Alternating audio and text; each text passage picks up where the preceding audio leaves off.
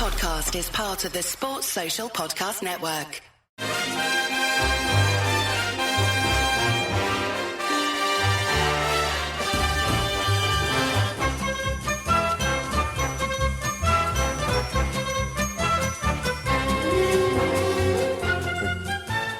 Hello everyone and welcome to How Are You, the podcast. It's Gav and you're joined for a very, very special episode today as I'm joined by Sunderland EFL royalty, I think we could probably call this man. 107 appearances for Sunderland, 4 goals, 1 EFL trophy, 1 League One playoff final win. It's the one and only Bailey Wright. Hello, mate. Hello, mate. Very nice introduction there. Yeah, thanks for having us on. It's nice to be talking to Sunderland and seeing how the boys are going. It was a special time for you, wasn't it, Sunderland? It was a weird time in the world, and we'll get into all of this, but a weird time in the world, but, special time for you at Sunderland, I would imagine.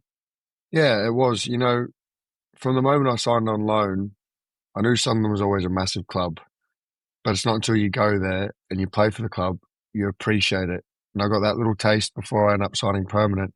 And then obviously went through the COVID years and that wasn't the same. That was just... COVID football was crap, but I had that taste of it, and it just draws you in, and to have spent so much time there, and had, some real success and created some incredible memories. One of the best times of my career. I'll always remember it. My kids were born up in the northeast, and Sunderland was their first club, and always will be. I mean, these days you're in Singapore, aren't you? I mean, what's that like? Because obviously it's a big departure from the cold northeast of England. You're in a nice hot country playing your football these days. How is it? Yeah, well, our training ground's not as wet and as windy as the Academy of Light, and it's much smaller. But no, Singapore is great in terms of football here. I've absolutely loved it. The club has been great. And we're doing really well this season, had some real success and got some really big games coming up. And from a family point of view, it's been everything I'd hoped for. My wife and kids love it here. We're settled. It's extremely safe, extremely great place to live. And every day is like minimum 30 degrees. So, you can always go down to the pool and whatnot. It's even better than what I hoped for in every aspect. We've loved it. So what took you to Singapore? Because obviously, like I said, it's a big change from the UK. I imagine you had offers to stay in England and possibly other countries in Britain. But what was it about Singapore specifically? Was it just the family life? No, it was a lot of things, to be honest. I guess I was at a stage in my career where, I'd spent my whole professional career in England. And me and my wife had spoken, and we were kind of open to see what other opportunities there was. And what would come about. And obviously I have an Australian passport, and I class as as the Asian foreign player from any Asian leagues here, which means you can, for a lot of people who don't know, there's a lot of rules in Asian football of how many foreigners you can sign, Asian foreigners you can sign, and how many can play. So there's a certain criteria there. And I guess everything just aligned right for me in Singapore from the moment I spoke to the club and everyone here, and they sort of told me about the project and everything that the club wanted to build and what their ambitions were and everything. First and foremost, it was always about the football, and I always wanted to make sure it was somewhere that I could go and continue to, keep achieving success and be part of something, and try to create history. And to be honest, I don't know how many of the Sunderland fans are following the Lion City Sailors. Hopefully there's a good few. We've created a lot of history already this season, and the club's certainly a club on the up, who, are extremely ambitious and wanting to build football in Singapore and for the club. So from that aspect, it's been incredible. And, I did have opportunities to maybe stay within the UK, sort of Scotland or UK, but I just felt like, I don't know, once you played for a club like Sunderland, it's hard to go anywhere better, to be honest. And I still had a year there, but I knew, I just look at the squad now, and there's a lot of good young players there that some weren't there when I was there, and there's a lot that are still there and continue to grow and get better and better. So, sometimes you have to have an honest look at yourself and see who's ahead of you and think, am I getting ahead of them?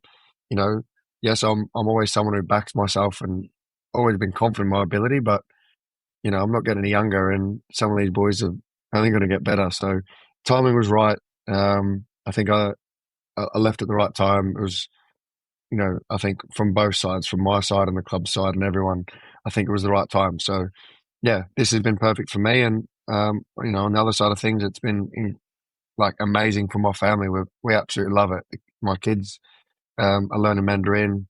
It's sort of a different life here. And, as a parent, I'm excited that I get to give them this sort of adventure and different journey of life. Who knows what's next for us after Singapore or when that will be. But yeah, it's pretty cool to say my kids were born in England, living in Singapore, and one day might be Australia, could be back in England, could be somewhere completely different. That's also what I love about football. It can take you many places. Yeah, obviously moving around hasn't been difficult for you. You left very young from Australia, came to Preston, right, as your first club in England, Yep. and it's always a pain to sign players from there for a long time. I think for clubs in England in terms of getting players over and across and integrated. But for you as a footballer, it must have been fantastic to finally arrive in England and see English football for first hand experience. Yeah, well, I guess I'd had a family holiday before and a couple of trials in England and Scotland, so I experienced the UK, but English football was like the dream to me. It was all I ever knew football was. Outside of England, football didn't exist. It was just England. I was a Leeds fan growing up as a kid with Harry Kewell and Mark Viduka. I used to stay up 3, 4 a.m. to watch live Premier League games. I'd watch Premier League highlights on a Monday night because that was the package that was always on, and you'd watch everything. And I loved it, and I always wanted to be in England. So when I had that opportunity to move over at 16 with Preston, I'm so grateful they gave me that opportunity. But from the moment I moved, I just knew this was everything I dreamed of. It's all I ever watched. I remember being in the back garden at home and pretending to score Wayne Rooney volleys and stuff like that. Next minute, you're in England, and I never got to the level of obviously Wayne Rooney, but got to play against him, which was cool. So, so for me, I got to live my dream, and England was I think it suited me. My style of play, my mentality, culturally. Aussies and the Brits always get along pretty well, and I settled straight away. I moved into the digs with I think 18, 19 of my teammates who I hadn't met within a few days. With your best mates and living together and kicking each other in training. I was like, this is the dream. So yeah, I got to live it for a good, 14, 15 years in England, and I loved it. I mean, it's a big departure from life back home, right? But you've got to be a strong character to move halfway around the world and immediately fit in, and you've got to be a strong person to do that. I guess that's something from your upbringing. You were brought up to be quite a big character, sociable person, I would imagine. Yeah, I think certainly my mum and dad brought me up to be confident, respectful, and polite, but also to know that if I want something, I'm the one that has to go get it and make it happen. So I thank them. Sorry, I thank them a lot for my upbringing because I guess it kind of shaped who I was. And I don't know, maybe I was a bit naive coming over to England that I didn't really have these fears. I kind of just was going to play football and live my dream, and I had that sort of tunnel vision that anything outside of that just wasn't getting in the way. This is what I wanted. This is the way I was going. I was always respectful and polite, and had a confidence, and I guess I was a bit of a natural leader in many ways, which maybe helped. But yeah, I just had a belief and a determination that with every day was an opportunity to go and make a career out of it, and I still live that way today. I still, I'm one of the older boys now, but sometimes I still feel very young in the way I like to apply myself in training. Sorry. And now every training session, I want to win, just like I did when I was 10 years old, just like I did when I was 16 years old. I still want to win more than ever. And I don't think you can change that. It's who you are. And as long as you remain true to who you are, I know it gives you a good chance, I think. Yeah. Obviously at Preston, you played under the likes of Phil Brown, Graham Westley, Simon Grayson, who of course Sun fans are familiar with. You were there for 7 years. You had a promotion via the playoffs from League One in 2015. presumably a very enjoyable time for you in your career. Yeah, I love Preston. That was, in many ways, it was my British home. I moved there as a boy, and I've become a man in many ways. The club gave me my opportunity. A club that had a few up and down years, and I guess it was sort of on a steady rise up for many years towards the end before I decided it was also time to move on. But that club will always be special to me as well. I think they're the club that gave me an opportunity from as a youth team footballer to eventually progressing into the first team and kind of making a name for myself there and sort of carving out a career. That was a close knit family club that was exactly what I needed at that time and helped me a lot. And then you moved on to Bristol City, playing under Lee Johnson, who obviously one down the line would become your Sunderland manager. How was he to play under at Ashton Gate? Because they got on a bit of a roll with him, just missing out on the playoffs and the Championship, and got beaten the League Cup semi-final by Man City when you were there. How was it working under Lee at Bristol City? Yeah, we had an incredible time together at Bristol City, and playing under him was great. I learnt a lot. He brought me into the club. He made me club captain, where I felt like I really sort of grew and matured as a player and learnt a lot, and can't thank him enough for that. But on the flip side, the sort of what we were doing there at Bristol City was kind of, if I look back on it, I do have a few regrets that we didn't quite go that step further because of, I guess, the team we had, the momentum we had. Big club. Yeah, to Bristol not have a top flight side, it always seems a bit crazy to me because it's such a big city. But you're right, yeah. Yeah, I think it was Christmas time when we were second, and somehow we just, Championship's a really tough division, but that was the closest I ever felt to sort of thinking like this could be. My dream was always to play in the Premier League. That's what I always wanted to do. And I knew it's one of the hardest things to do in your career. And in many ways, the year at Sunderland when I left on loan and we got in the playoff was probably the closest. But when I was sort of playing regular, Bristol City was the closest it felt to me that we were a team that were really capable of doing it. So, I still had a great time there and loved it, but felt like it was a missed opportunity in many ways. And I'm sure Gaffer will say the same. Like, we all learnt a lot, but there's some really strong teams there, and it was always going to be difficult. But we gave it our best, and we fell short. But I really felt like we were capable of more as a whole group. Was there any hard feelings when you left Bristol City, like to drop down to League One or what? Because obviously you were a big part of that squad under Lee Johnson. He lets you go to Sunderland. Were there any hard feelings when you left, or was it a case of this is best for your career when you come to Sunderland? Yeah, and I think we had some honest conversations. I'd had a kind of tricky I'd say nearly 18 months of stop-start, crappy little injuries that I've never really normally happened to me like that. And I just had a tough period, and when that happens, the club sign new players come in ahead of you, and it was always tricky. I was club captain and not in the starting team, and sometimes not even making the bench. And I know the gaffer wanted to keep me part of things, but there's boys ahead of me, so that's the way it went. And I guess when January came around, it was you have them conversations of, do I want to stay or do I want to go and play football? And I wanted to play. And when I had the phone call from Phil Parkinson, I knew that this was an opportunity to play for a massive club that wanted to win every game, and I wanted to be part of that as well. So when that opportunity came around, and the loan to see how that would go, we obviously hoped that it would be a whole season or a whole end of the season, but obviously COVID had other plans. It wasn't. I didn't feel hard done by at all. I think when people are open and honest with you, you're always, you can't argue with that. Yeah. I think that's all you ask for. If it's not done in a way that you like, then that's different. But I've always been fortunate enough that I've had good relationships with, I guess, every club or nearly every manager I've worked with. So I guess it goes two ways. So I would have loved to have stayed at Bristol and been playing in the Championship. But again, similar to when I left Sunderland, the time was right.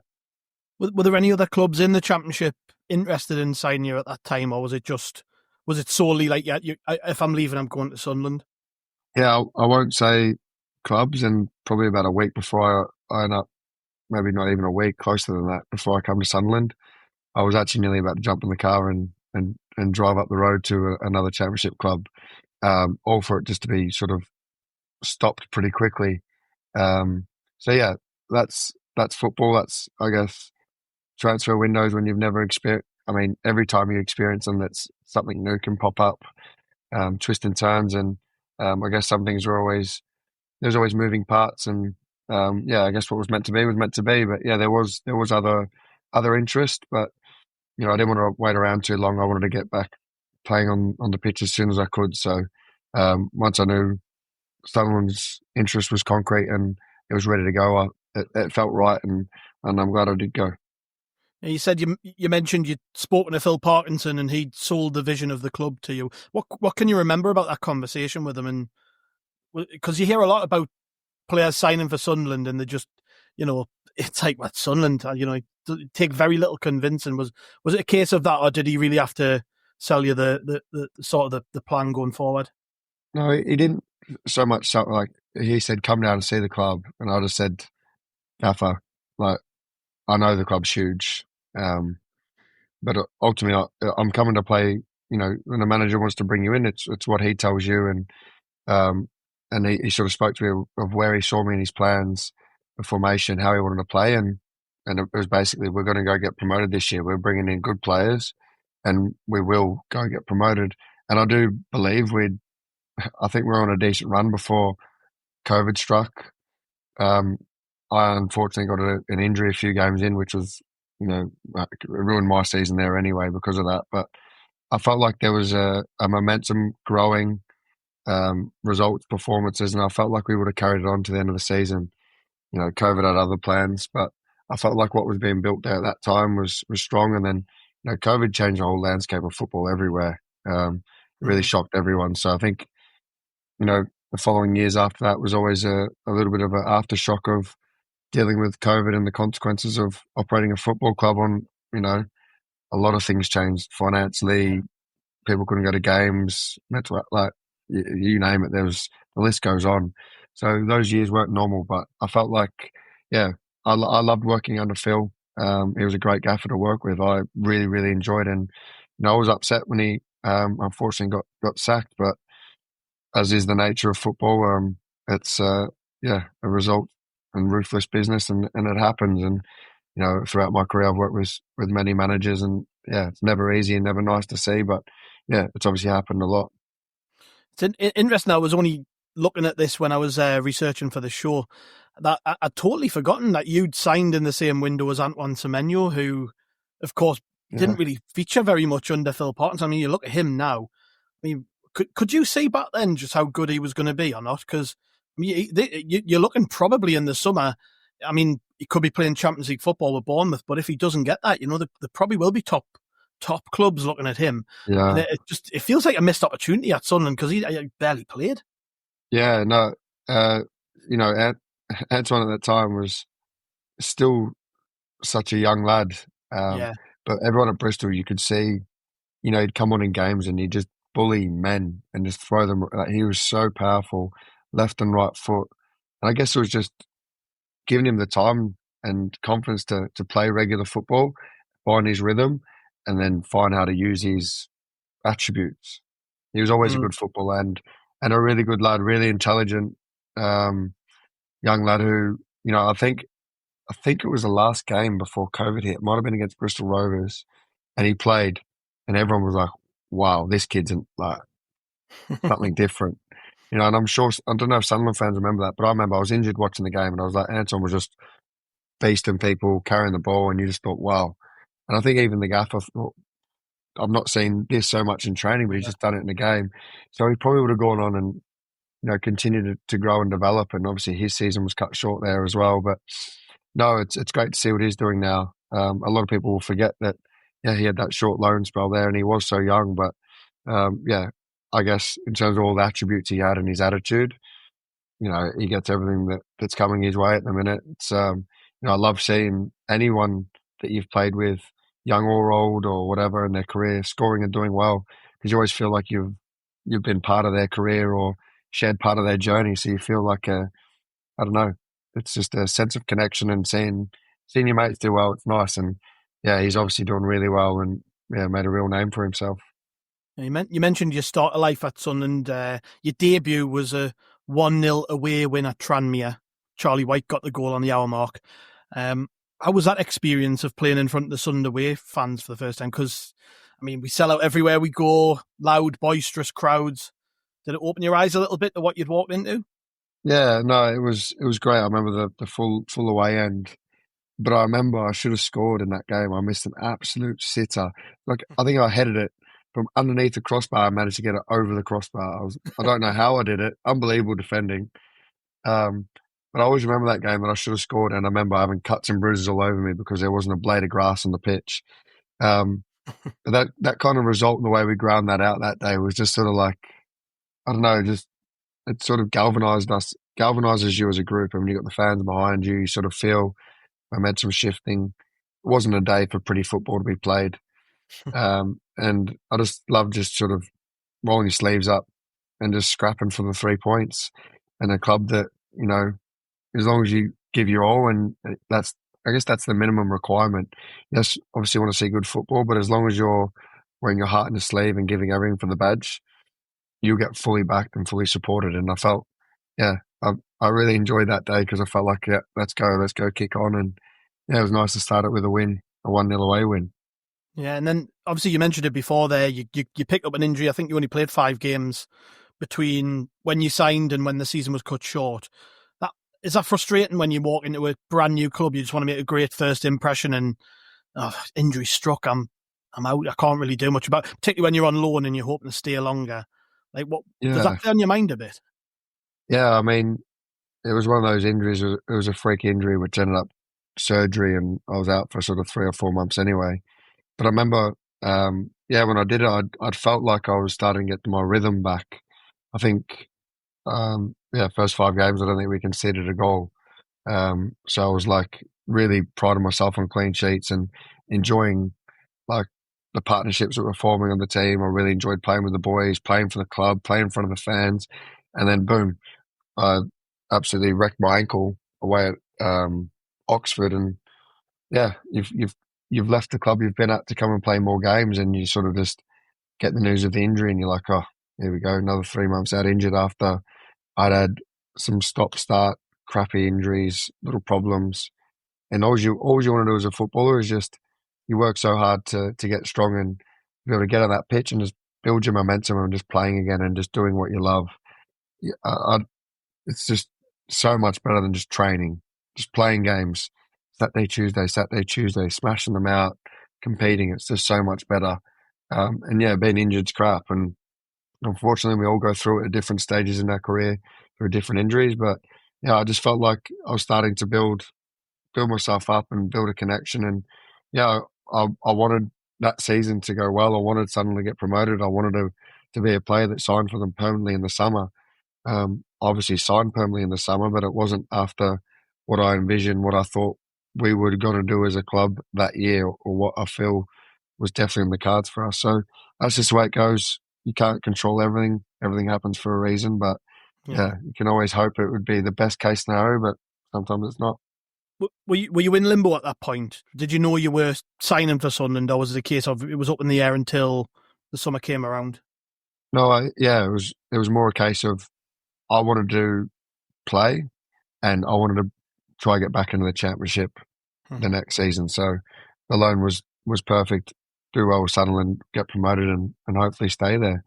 But obviously that cut short, and then you have several months of lockdown, rehab at home by yourself for 3 months with really I hadn't even thought about that, to be honest. I hadn't even thought about the fact that you weren't able to even do your rehab at the academy. Well, the club had obviously sorted me an apartment close to the Sunderland, and I moved in that for when I come on loan, and then I move.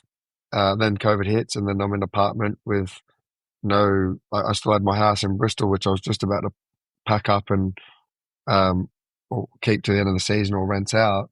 And then COVID hit, so I decided to move back to my house in Bristol, where I had sort of enough gym equipment to be able to do proper rehab at home, and and everything like that. So I moved back to Bristol, and then I was just in limbo for months. I couldn't go in at Bristol, couldn't go in at Sunderland because you couldn't speak to anyone because I was furloughed.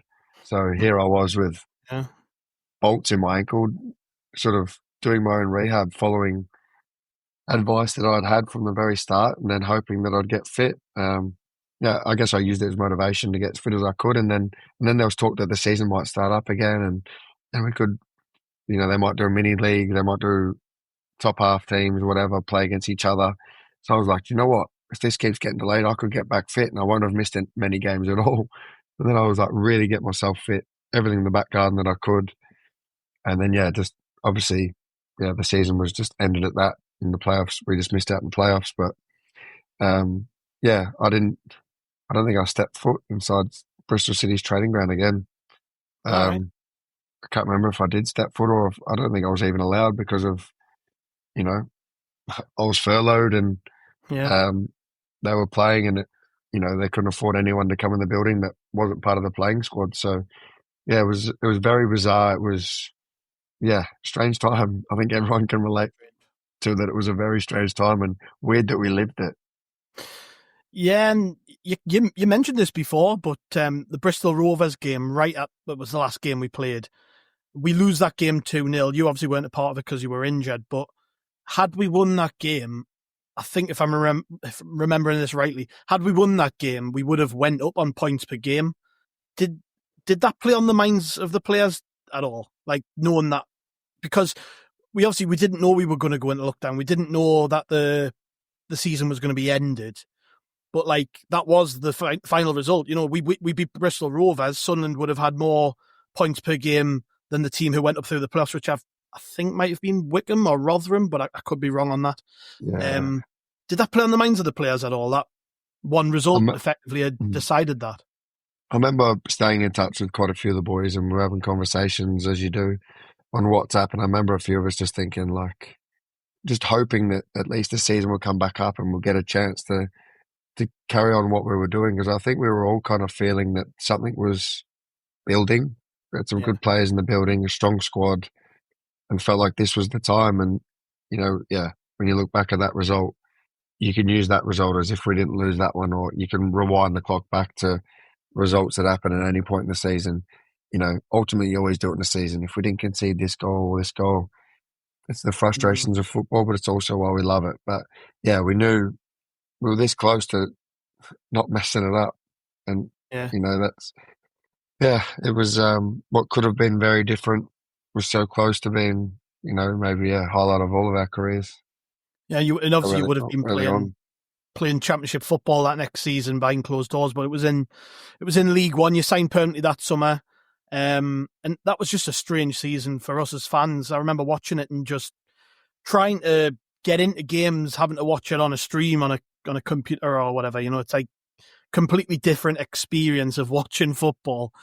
What was it like playing? Because I can remember at the time there was a sense that it was actually helping the players to a degree. I mean, Charlie White scored 30 odd goals that season, having maybe struggled a little bit, and a lot of people at the time were like, "Oh, is that because there's not the pressure of the crowd? Then the fans getting on his case and things like that." I mean, it must have been really, really strange, like playing games, traveling to games, and going in bubbles and all that other mad stuff that was going on at the time. I mean, you mentioned it before, right? It's weird that we even lived through it, but what was it like to play a practically full season or whatever it was, behind closed doors? Yeah, football without fans is not football. That's simple, and whenever you ask someone about Sunderland, the first thing anyone says about Sunderland is the fans. Yeah. And it's the fans that make the club. So simple as that. I mean, yes, we still got to play the season, and if they give us the option, play or don't play, of course you want to play. But I remember sometimes you'd win or you'd score, and the feeling was completely different. And that feeling should be like a drug, the drug that makes you want to win more and more and more, score more and more, make that tackle because it means more. You had to kind of manufacture that a little bit, and that was a little bit difficult. And again, maybe different players in different clubs preferred it. I think most players will say they prefer having fans in there for sure. And I'm sure Charlie would have absolutely loved to have scored all them goals in front of a full stadium of light for sure. And I think he would have, you know, because he had some season and he still carried it on. And he obviously did it right to the end when we had fans in there too. But yeah, I think it wouldn't have changed what he would have done. I think, if anything, it would have helped us because we had that momentum. Obviously, we fell short that season as well, but it was, yeah, just bizarre. I remember it's almost like things didn't matter or they mattered, but it was like, as I dreamt as a kid of playing in full stadiums, full of people, screaming when you score, screaming when you win, screaming for a tackle or a good block or somebody who runs hard or you play good football. You don't dream of playing football in an empty stadium. Yeah, You know, it must talk to be me tough about to get that motivated. feeling. It must be tough Yeah, to get motivated. I mean, if anything, I could say we were very fortunate through COVID that we got to continue doing what we were doing. So, in terms of motivation levels, I think it was great that, you know, sometimes when people couldn't go to work and couldn't go out of the house and were limited to their exercise, we could go out and still do what we love. So, from that respect, we had no excuse not to be motivated. You had to manufacture it from within a little bit. Yeah. And sometimes it was difficult because, you know, when you walk out in a full stadium, your motivation's there, the pressure's there, expectations there. You just look at it. You don't have to create it. That's what I loved about Sunderland. It was always on you to perform. You had to put that on yourself during COVID, I think, more than anything. But I feel like a lot of us maybe learnt a lot about that as players that you can take on in your career. If you can learn to manufacture it and demand that of yourself all the time, then you're always relying on yourself to get the best out of yourself. So in many ways, yeah, it can be a blessing too. Do you remember your first goal for Sunderland and where it was or not? I think it was Rochdale away. Correct. Yeah. 2-2 draw in October. Wasn't the cleanest of goals. I watched it back earlier, but you were happy to take it. Might have come off me this part of my broken nose and slapped in, and it was almost had too much time to think about it. But no, yeah, I remember at Rochdale away. Rochdale played some good football that day from memory. They actually played really tidy football that season.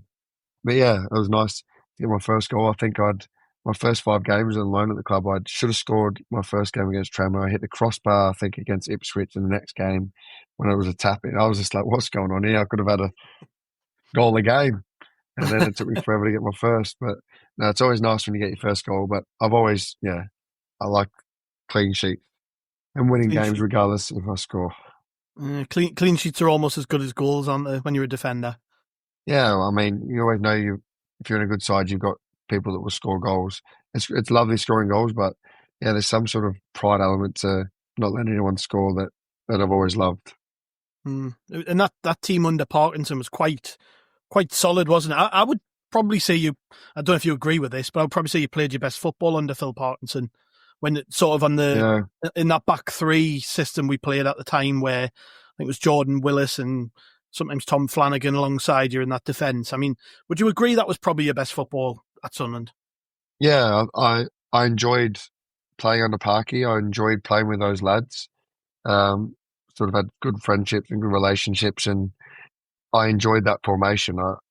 Now at my club here in Singapore at Lion City Sailors, I play in the middle of a back 3, and I feel like some of the best games that I've played in my career have been in a back 3.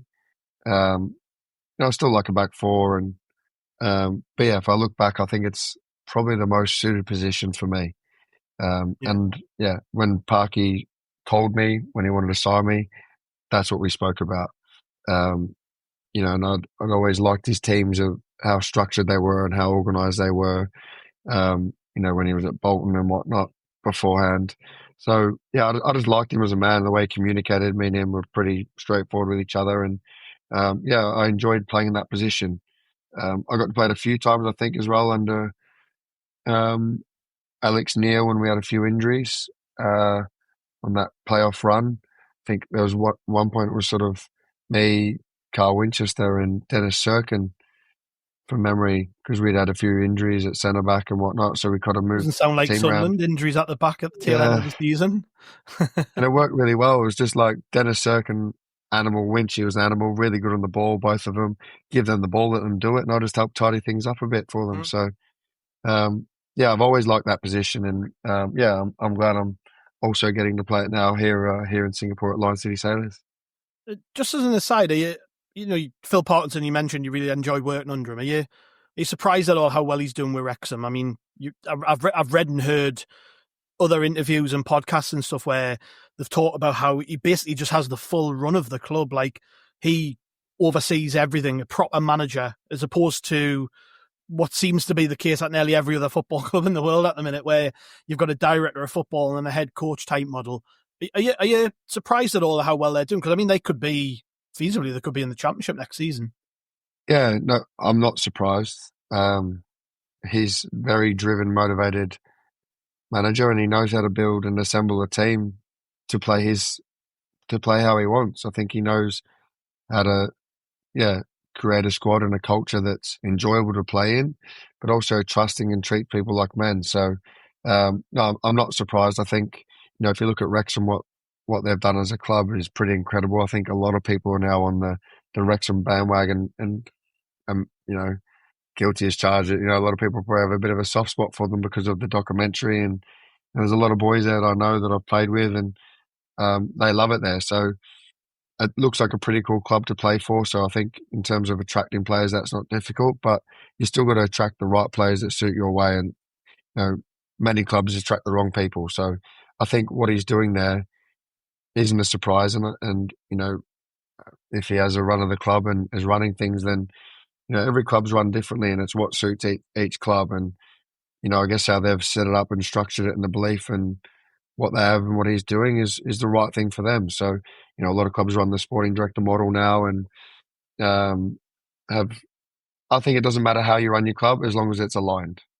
I think what Sunderland's been doing now is great, and you can see it's aligned. A lot of good young players with, incredible, so much value ahead of them as well, playing good football, who get to play for a massive club. It's great to see, the squad value there, and it suits the club. And there's other clubs that do it well, and there's other clubs that don't do it well. So, yeah, it doesn't matter how you do it as long as it works for you, and that's all that matters. So it's great to see, Parky and all of them doing well, and with a really good chance of promotion as well. Yeah, that first season when you were a permanent signing, it didn't really go to plan for us ultimately. Obviously, Parky lost his job at the end of it. How much of a factor do you think playing games behind closed doors were in us struggling to gain momentum? Because I was looking at the results, and it was very up and down. Normally where Sunderland's away following, 3,000 fans, 4,000 fans in some cases in League One, they would carry us over the line or win us points. They weren't there. Stadium Alight, we didn't have 30-odd thousand in the stadium cheering you on. Would it be fair to say that was a big factor in why we struggled to gain momentum? Yeah, I think so. I think nearly every away game Sunderland sold out, which is crazy. Yeah. Can't see many other clubs doing that, but it was great because you go to some of these places and we've got more fans than them. They're louder. These are all crazy. The Mackhams are crazy. It's great, and I don't care what anyone says. When there's extra expectation there and people are on you to perform, you give automatically 5-10% more. It just happens. You run a little bit harder. You put a little bit more into that tackle. You hit that shot a bit harder. All them, and everyone does it all over the pitch. It's no wonder you're more likely to get that result if you've got that extra backing. So, I think it affected us, but every team was in the same situation. But I think now when I look at it, it's one of the strengths of Sunderland as a football club is when you got that support behind you and things are going like they have been, then it's pretty hard to stop.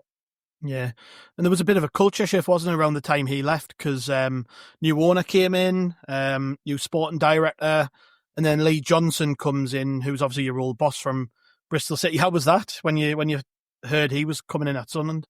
Yeah, well, I actually spoke to him a couple of days before he ended up coming. Obviously, I heard the whispers and obviously had a good relationship with him, and I was excited to work with him as well. There was a lot of moving parts of the club, a lot of things changing.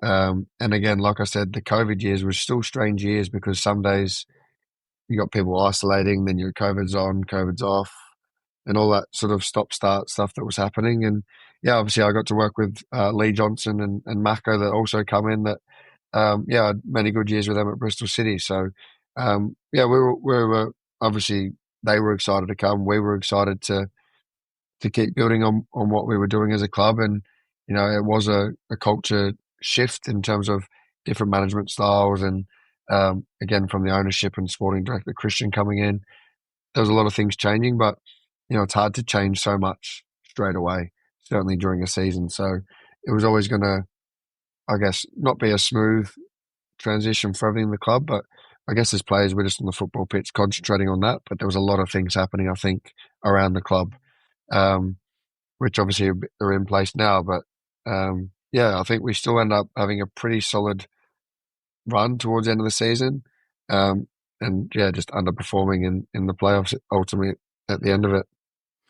Did Lee Johnson manage in a different way at Sunderland compared to how you'd seen him manage at Bristol City, or was he largely the same? Oh, I think in terms of his philosophy and coaching, he'd probably grown it a bit more and try to add more layers to it. I think he'd worked on a few things and always had extremely passionate and dedicated to being the best coach and manager. Like, he loves innovative sessions, and a lot of sessions were always new and different and ones he hadn't done before. Some he wouldn't try again, but he always had the willingness to try it and try get his message across of how he wanted his teams to play. He wanted to play attacking football and score a lot of goals, and he always wanted to improve that. But yeah, he still had his philosophy and his beliefs, and I think that's always true to who he is. So there was a lot that stayed the same, but there was a lot that evolved too. What you mentioned Christian Speakman there as well. How do you find working with him? Because polarizing figure, I would say, among Sunderland fans. Maybe a lot of people don't quite understand the work he's actually done. I've heard him actually use this analogy about the iceberg, where you only see so much of what actually goes on. But how did you find Christian Speakman? Yeah, as a player, you don't have a lot to do with a sporting director. It depends on club to club. Obviously, Christian's there every day and you have relationships with him and everything, but he's not there on the field telling you how to play, coaching you, etc., etc. The coaches are the ones you're involved with. But in terms of what he's done for the club, I think you just have to have a look at where the club's at now from where they were when he came in. And that's not just him. There's a lot of people there that have done a lot of work, and I guess ultimately it all comes from the owner down. Yeah.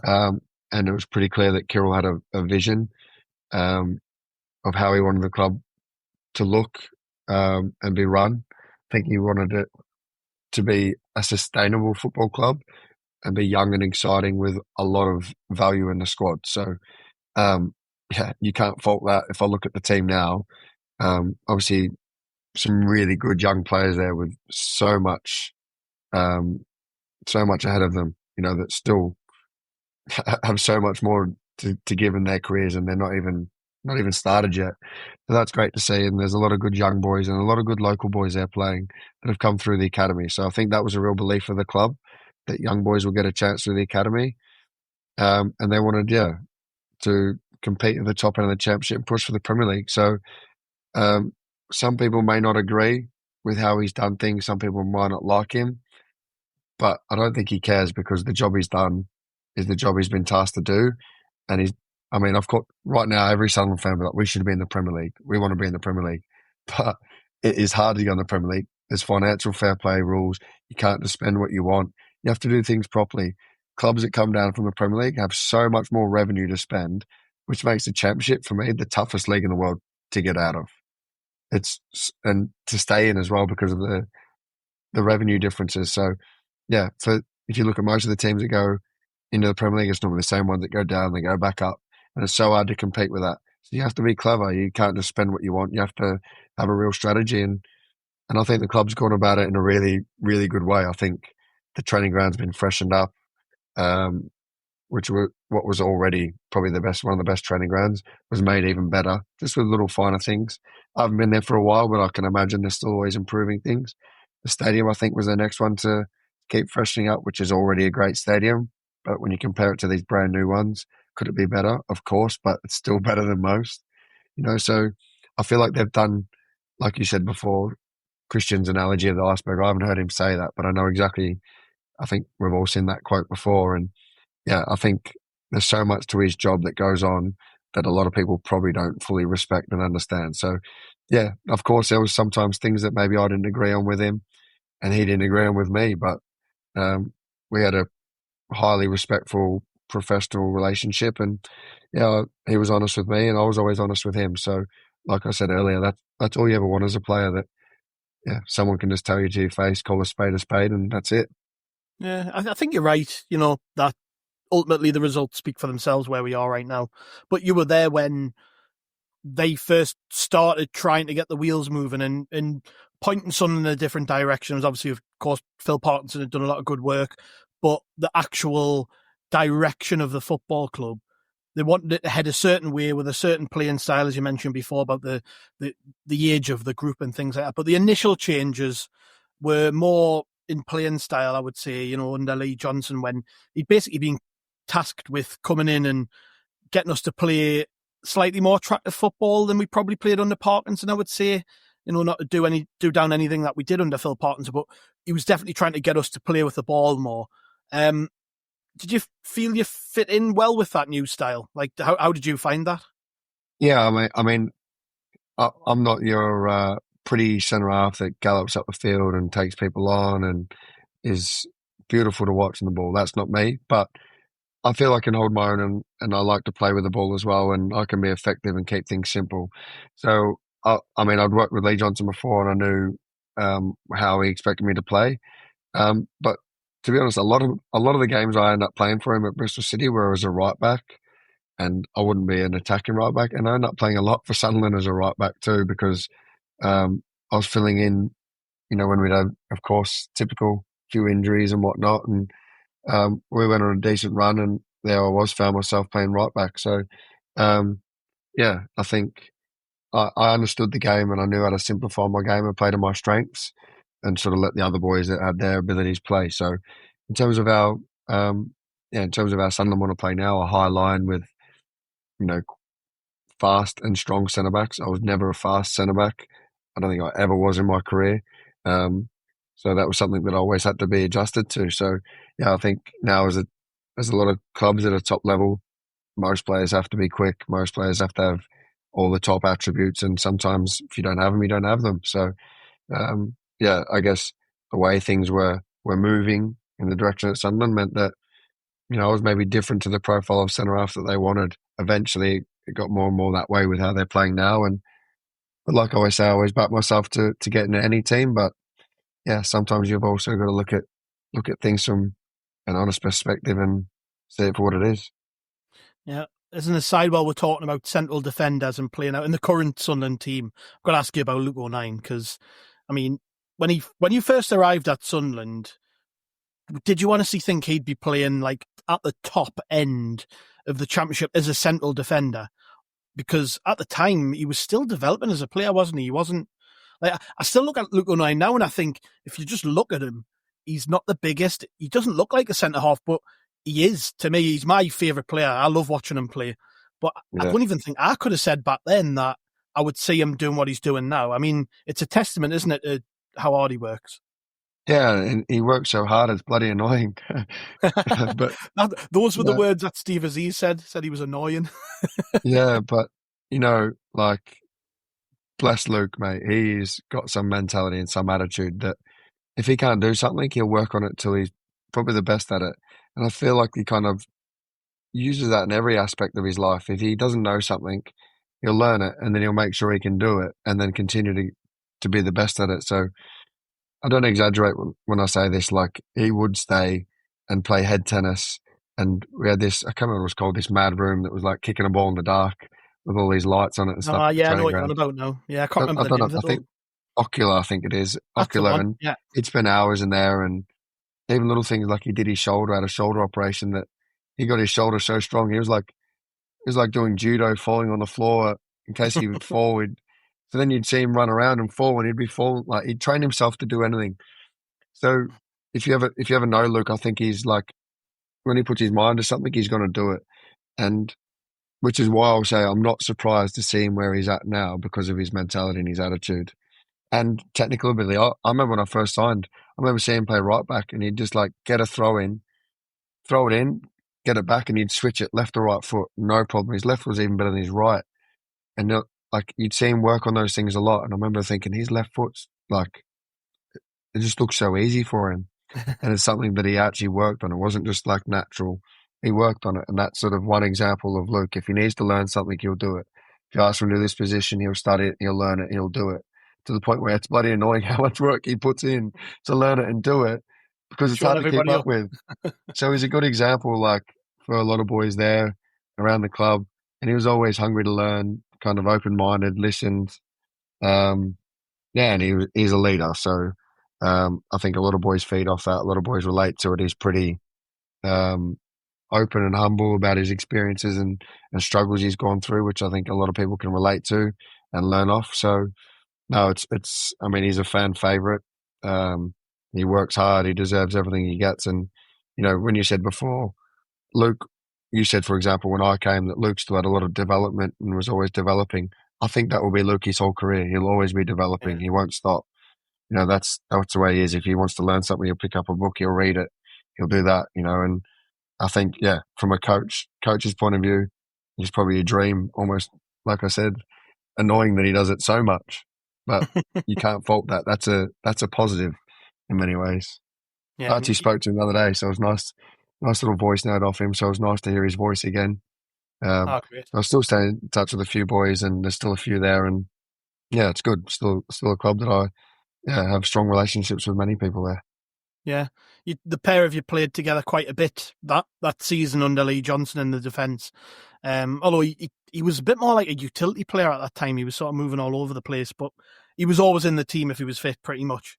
And we went on a decent run when Lee Johnson first came in. I think it was that weird first day where he was appointed about an hour before kick-off and was on the sidelines.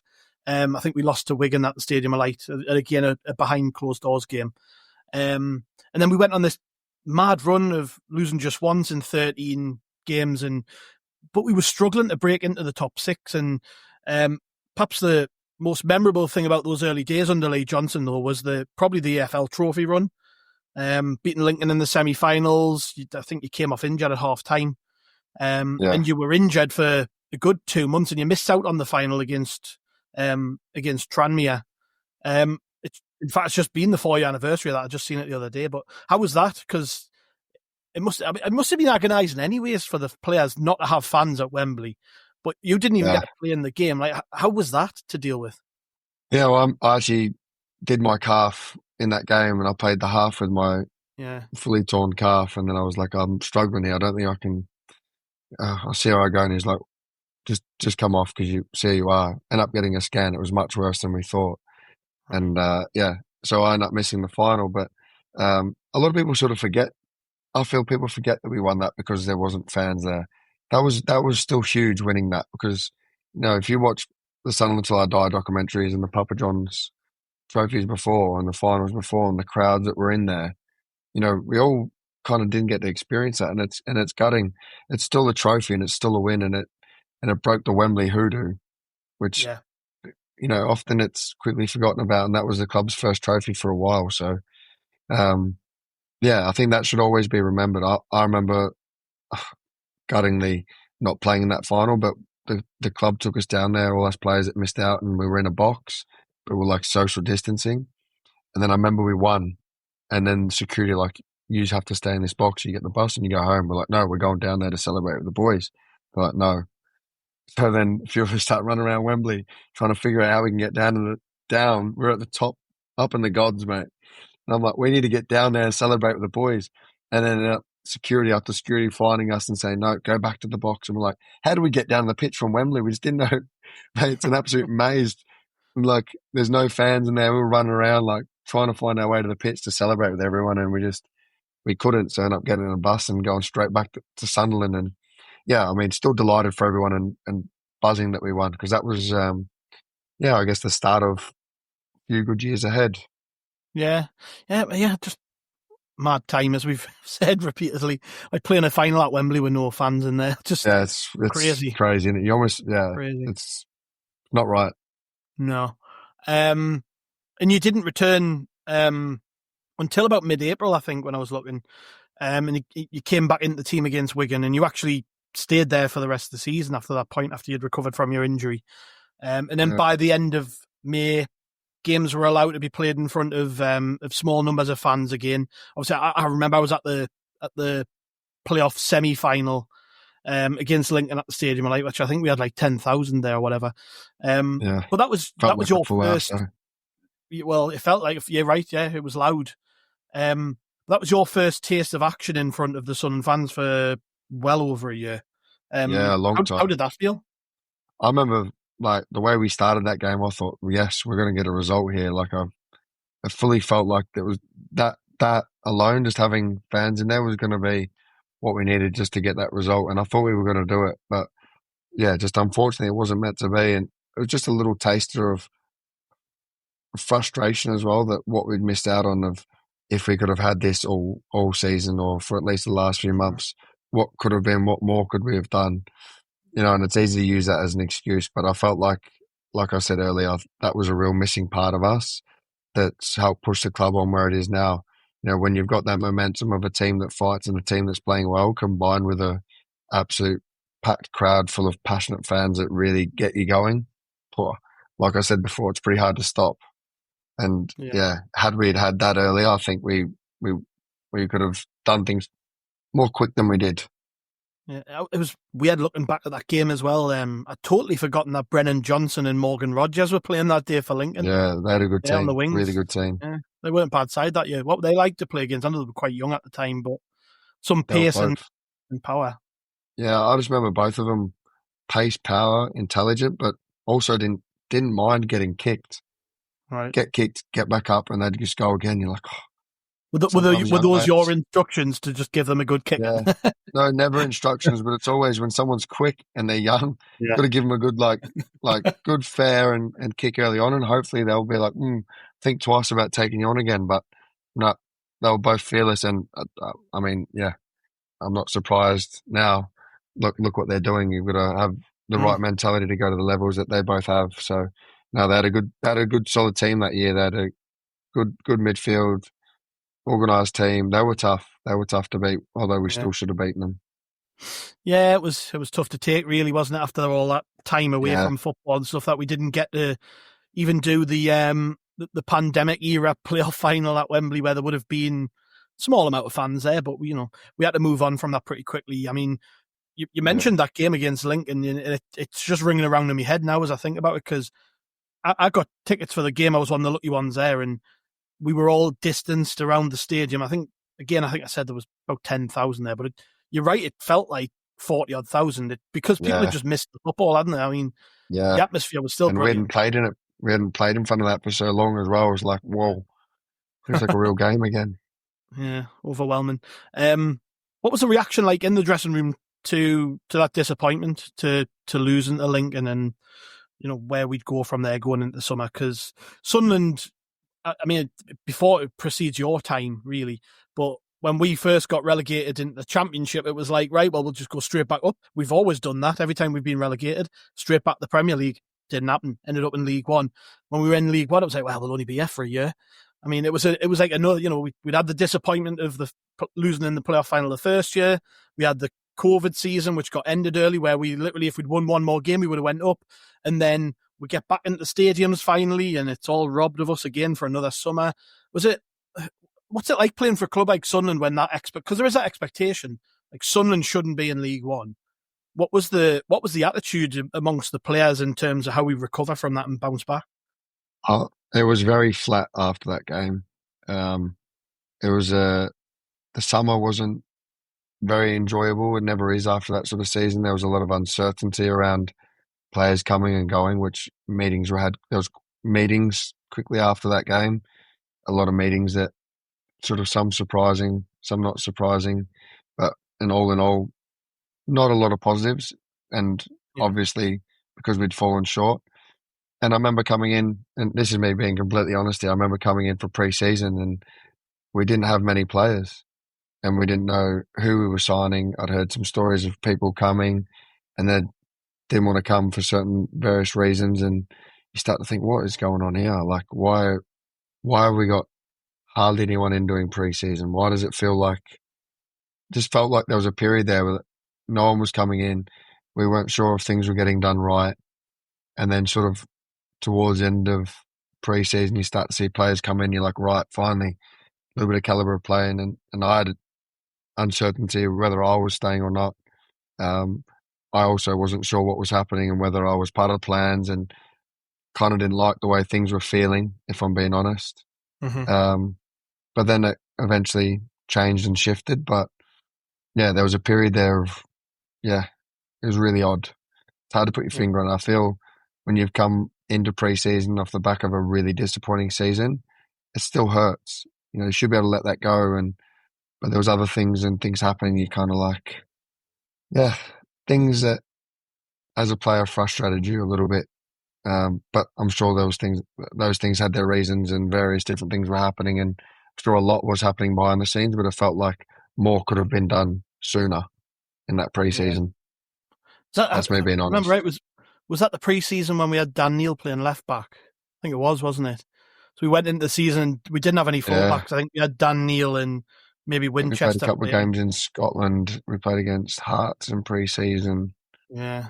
And the team was a Yeah, little bit mixy and matchy, and a few boys didn't know what was happening. And yeah, I it think was, Dan Neil even started the season at left back, if I remember rightly. So yeah, it left or did. It right kind of back he took might to, have done. Yeah, yeah, it was definitely left back. Yeah, it was a strange time, as you say. But I think what they were trying to do was bring the average age of the squad down a bit and bring in young players, and that can be tough sometimes because, yeah, particularly when you're trying to grab players from Tottenham, Man United, Arsenal, or whoever, those players during the summer, they tend to play quite a bit, don't they, for the parent clubs until the big boys are back and then they're allowed to leave and stuff. So that did have a knock-on effect with us. But you must have felt like a bloody pensioner in that team. yeah. I did a bit. 29-year-old you were at the time, I think, when I looked.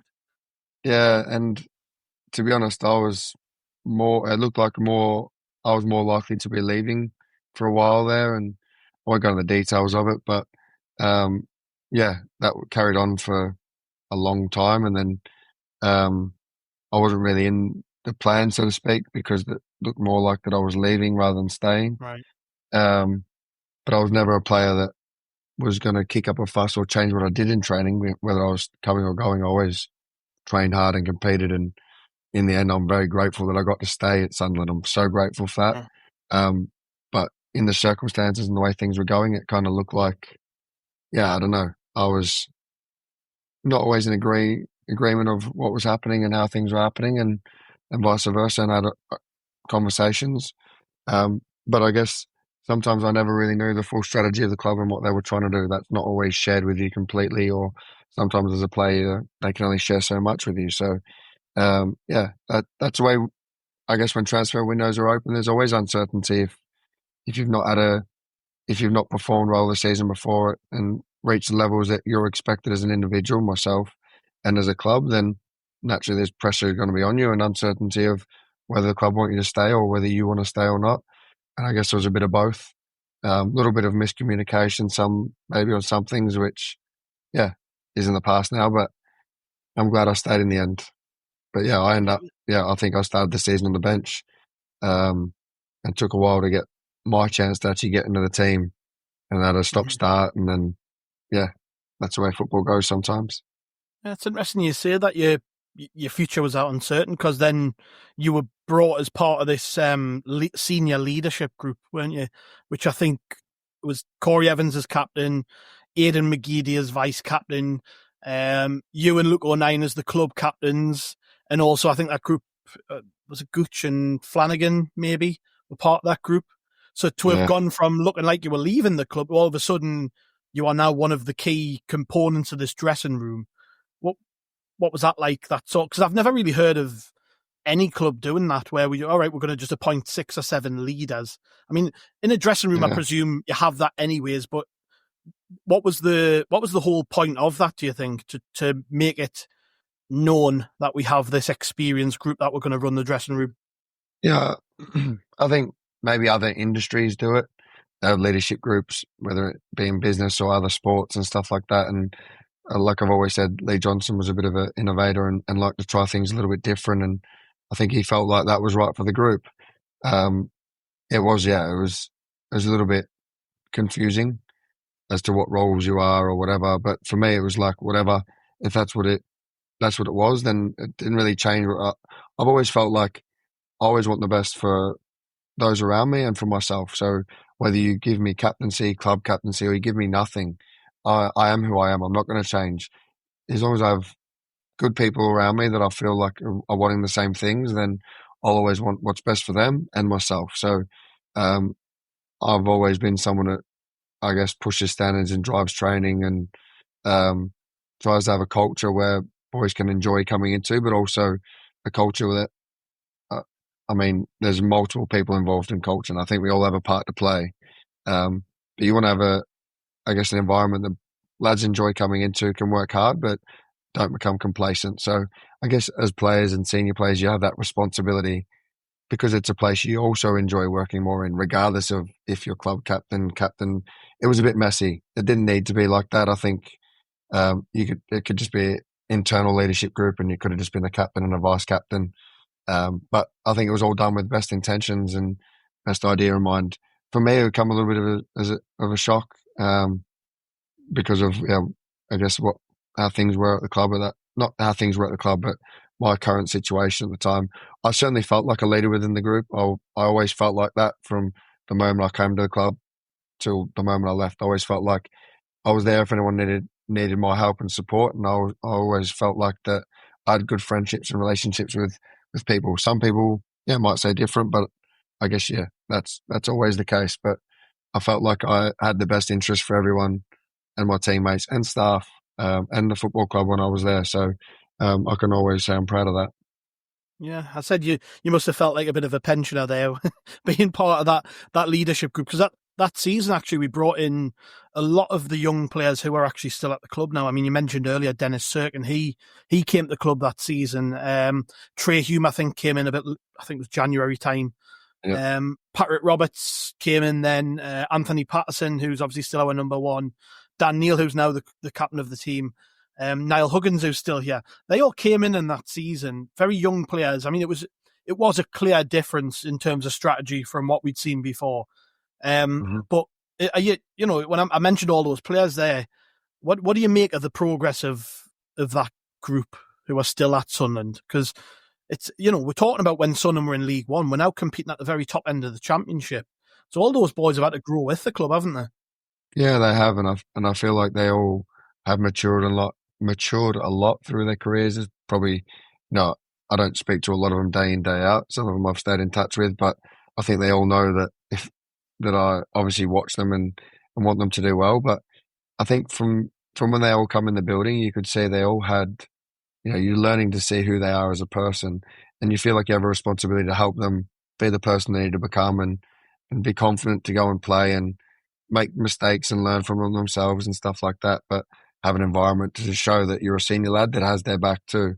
And credit to all of them, because it's not an easy club to come to as a young player, because it's a big club with big expectations, albeit at the time at a lower level. And if you look how all of them have done, it's a credit to themselves individually, but also, I guess, as a club, giving them that opportunity and time to progress and develop. But yeah, they're all, grown into men. Dan Neil's captain now, and you could see Dan's game was pretty consistent pretty early on and had so many good attributes, and he was just growing so quickly as a player. I remember one pre-season session, he was telling boys to slow down on the runs when he was a young lad, and you're like, hang on a minute. You telling me to slow down? Like, I'm sure it was Dan that said it as well, but I guess he had this harmless honesty within him. He'd say stuff like that, but always meant well, and was always a talented footballer. So to see what he's doing now, is leading that team forward is credit to him and his family. I know he had a strong family that really supported him, came to all the games. They'll be extremely proud to see him captain that team every week. So I'm sure they'll be looking to see all the progress he makes, and I'm sure him as well as others, but probably Dan more than anyone will want to be getting promoted with Sunderland. It would be pretty special to see a local boy like him captain that club to promotion. And there's many other boys there that are doing well, like you said. The list goes on. But the club strategy changed and a lot of good young players come in, and now I guess those players are getting the rewards because they're playing for a big club like Sunderland, who's got a great chance of making the Premier League. But the club also have these players that they took a gamble on and a chance on. I guess a gamble, but Yeah. there's a lot of work that goes into recruiting these players. I know the club do a lot in that regard, and I've obviously done it really well. So you can't get them all right, but I think if you look at the course of the ones they've got right, they've done it really well. Yeah, you were there. You were there right at the beginning with all of them. And as you said, it takes a lot to kind of come into a club like Sunderland when you're that young. But we actually did pretty well. I think we created a good environment for young players which must be tough coming to Sunderland and playing in front of 40-odd thousand people. Like, that can't be easy. But we created quite a good environment that season. Lee Johnson, I think, probably deserves a lot more credit than he gets for just being there to build those foundations. And we were doing fine. Our form was good. I was looking at the league table before, leading right up to mid-October. We were second in the table. Things tailed off a little bit, and then we were up and down in terms of form and performances up until the end of the year, which I guess is to be expected when you've got a lot of young players, right? I mean, I remember we got battered 5-1 off Rotherham. I was at that game. God, that was hard. Losing 3-0 against Sheff Wed, I think, a couple of days after that. What is it fair to say that's probably more to do with the sort of imbalance of experience in the team? Or because I remember at the time Lee Johnson got a lot of the blame for that, because even at his last club at Bristol City, they used to call him Streaky Lee, and that tag kind of followed him to Sunderland, and it's followed him everywhere he's went, to be honest. But what do you put that down to? The fact that we just couldn't, there was just something not right. There was, even though we were right up there was just something that wasn't clicking for us to be the best team in the league. We were just kind of in that patch underneath, weren't we, for a while there? Yeah, it's hard to put your finger on any one thing, but football's got a lot of data and numbers and stuff like that, and I'm not sure that the numbers would truthfully say that a young and experienced team would be more likely to go on up and down runs. I think it's just a perception sometimes. I mean, you look at Sunderland's team this year; it's pretty young, and they've been pretty consistent, the boys, throughout the course of the season. Yes, of course, they've had their defeats. It's the Championship; it's a difficult league. But in terms of consistency in performances and results, I feel like they've been really consistent. And with the youngest team in the league, correct me if I'm wrong, but I feel Sunderland probably have the youngest team in the league. So I don't feel that is completely true. I mean, they're a young and experienced team now, I think, Sunderland, which is credit to them. So I think the experience plays a part in it, if you can have that blend of experience. But I don't think age is necessarily I think the age is important to get right because it's healthy for a team too. And I guess at those times when we were not on consistent runs, there's so many things you can look at, so many fingers you can point, but ultimately maybe we just weren't clicking quite enough from top to bottom, and that can be to do with individual performances or mistakes that have let us down the wrong times, or the collective performance on the wrong day at the wrong moments wasn't right. So ultimately, it's what happens on the pitch, but it can go far beyond that as well. That can lead to uncertainty in culture. So it's hard to pinpoint it. I think every club goes through them phases. Every manager has those experiences, and every player goes through those experiences. You never want them, but I guess sometimes you can learn how to deal with them better just by analyzing what you could have done differently to, maybe sometimes when it's not your day, you don't lose 5-0, you just lose 1-0. No one likes to lose, but sometimes it's not your day, it's not your day, but try not to get embarrassed. And sometimes, you learn a lot from those things without realizing you actually learn it. And I guess for young lads, they can take it on. For younger boys, if it happens again, it hurts a lot because you feel you should have learned from it already. But this is football. This is the game we play, and the game's only getting faster and faster and more attacking. So, it's harder and harder, I think, every year. Yeah, it wasn't all downs though. We had a lot of really good days that season. I remember we did cup run and played Arsenal at the Emirates, and we got battered. But I thought for a good chunk of that game, we actually showed what we were made of, and it did actually. As a fan, it felt like, it just feels nice to be back in a big environment, in a big game against Arsenal. Yeah, Arsenal played probably an understrength team, but still to see Sunderland playing at the Emirates was a big deal. Remember going away to Doncaster and battering them 3-0, and just after Christmas beating Chef Wed 5-0 to go top of the table. So it must have been weird about a month later when he loses his job, Lee Johnson. We lost 6-0 away at Bolton. And that's the contrast, isn't it? You know, beating Chef Wed 5-0, going top of the table. 1 month later, he's out of a job after losing 6-0 to Bolton. Were the lads surprised that he'd been given the boot, despite being third in the table? Because we were still in a really competitive position. So it was obviously, there must have been something else for that to have happened.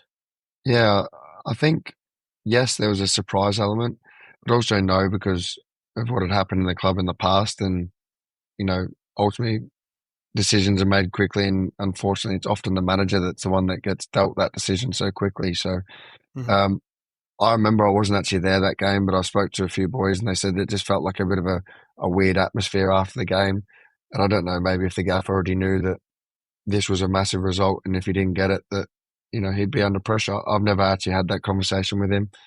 I feel that, you know, it wouldn't be right to ask him that. That's a confidential one for him. But yeah, I don't know if the club already, before maybe results weren't quite bad. Maybe we had some good results, but they weren't happy with performances. I know the club are always looking at that too. You know, they wanted to play a certain brand of football, and sometimes you had to find different ways to win, and it might have been a different brand. So I don't know what sort of things were going on, but yeah, there was an element of surprise and disappointment, but also, you know, there was an element of, you know, here we go again.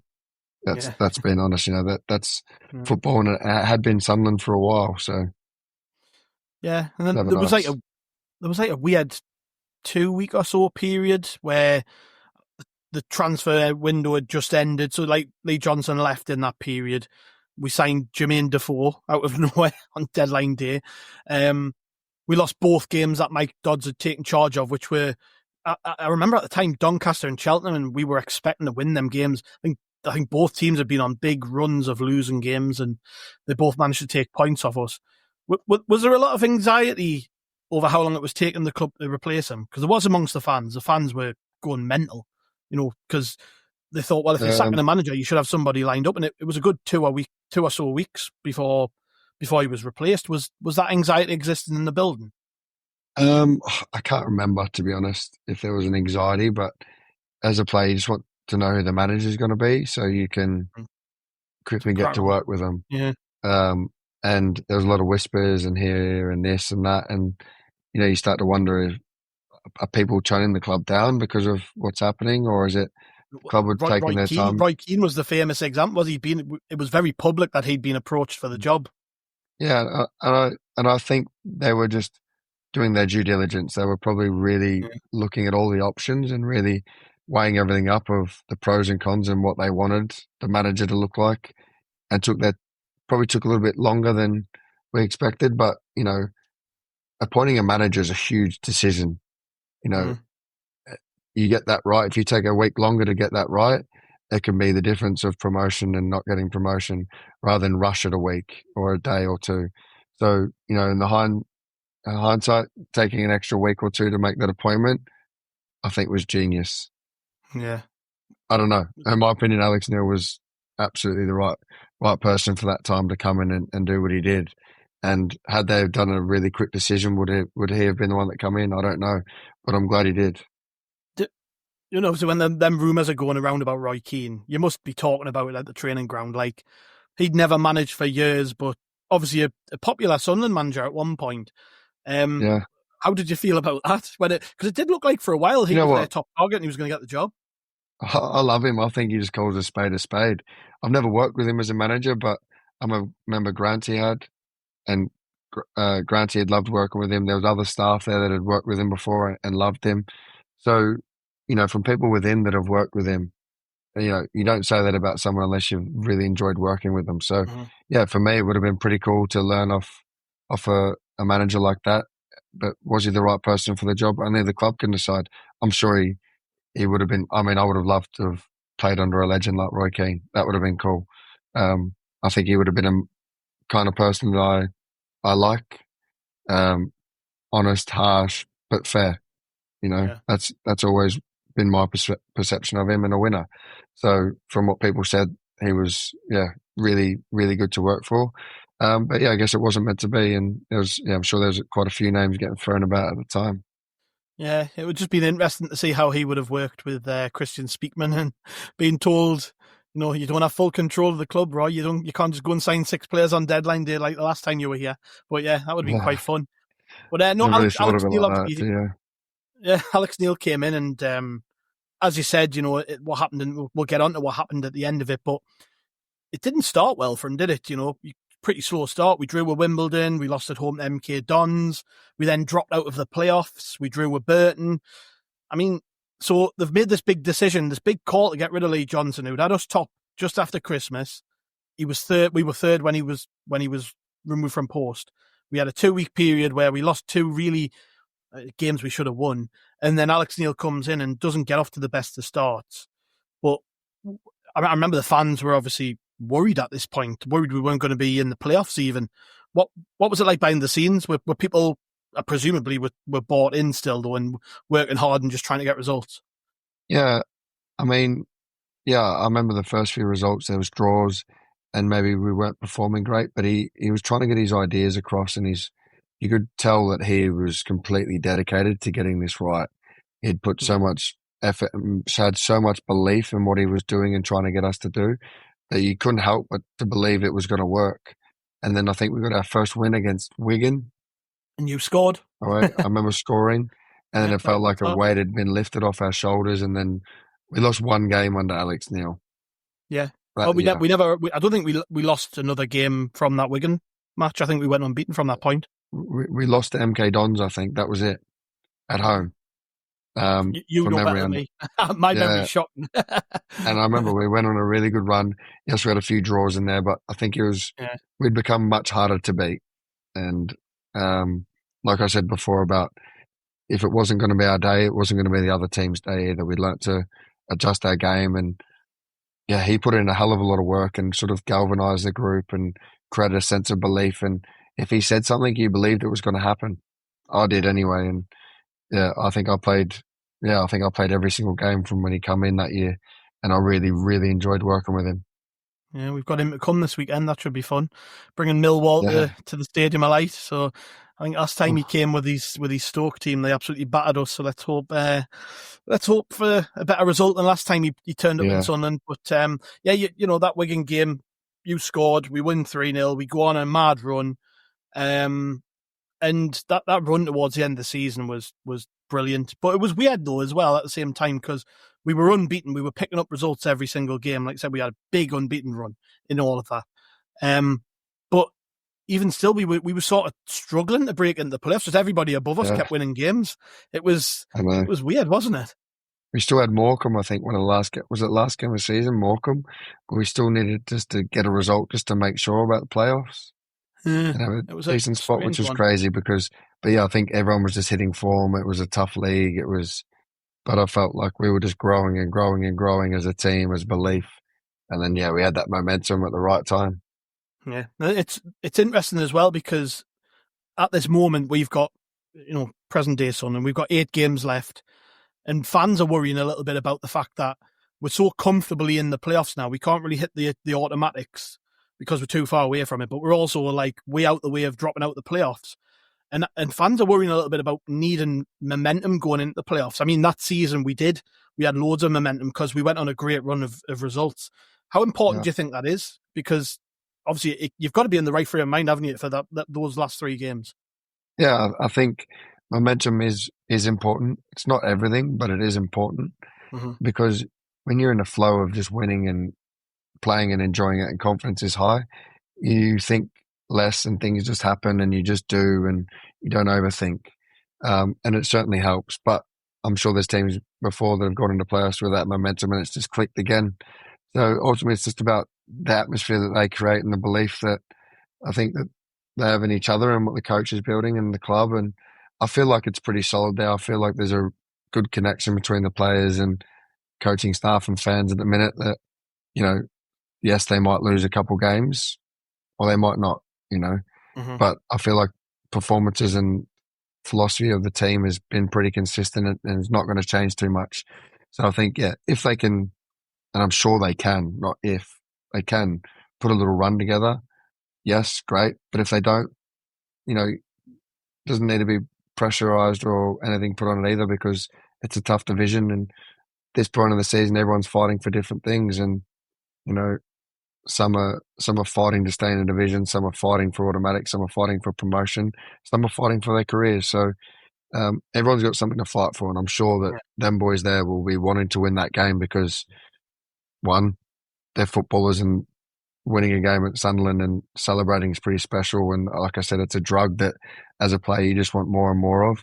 And two, that they all want to be fighting for that shirt because there's competition for places and they know potentially what's at stake here of what's going on at the end of the season. So I think as long as they just create the atmosphere that they can enjoy it and continue to do what they're doing, play the game and not so much the occasions that will be up ahead, I'm sure that there'll be, you know, some good games ahead and hopefully a memorable season.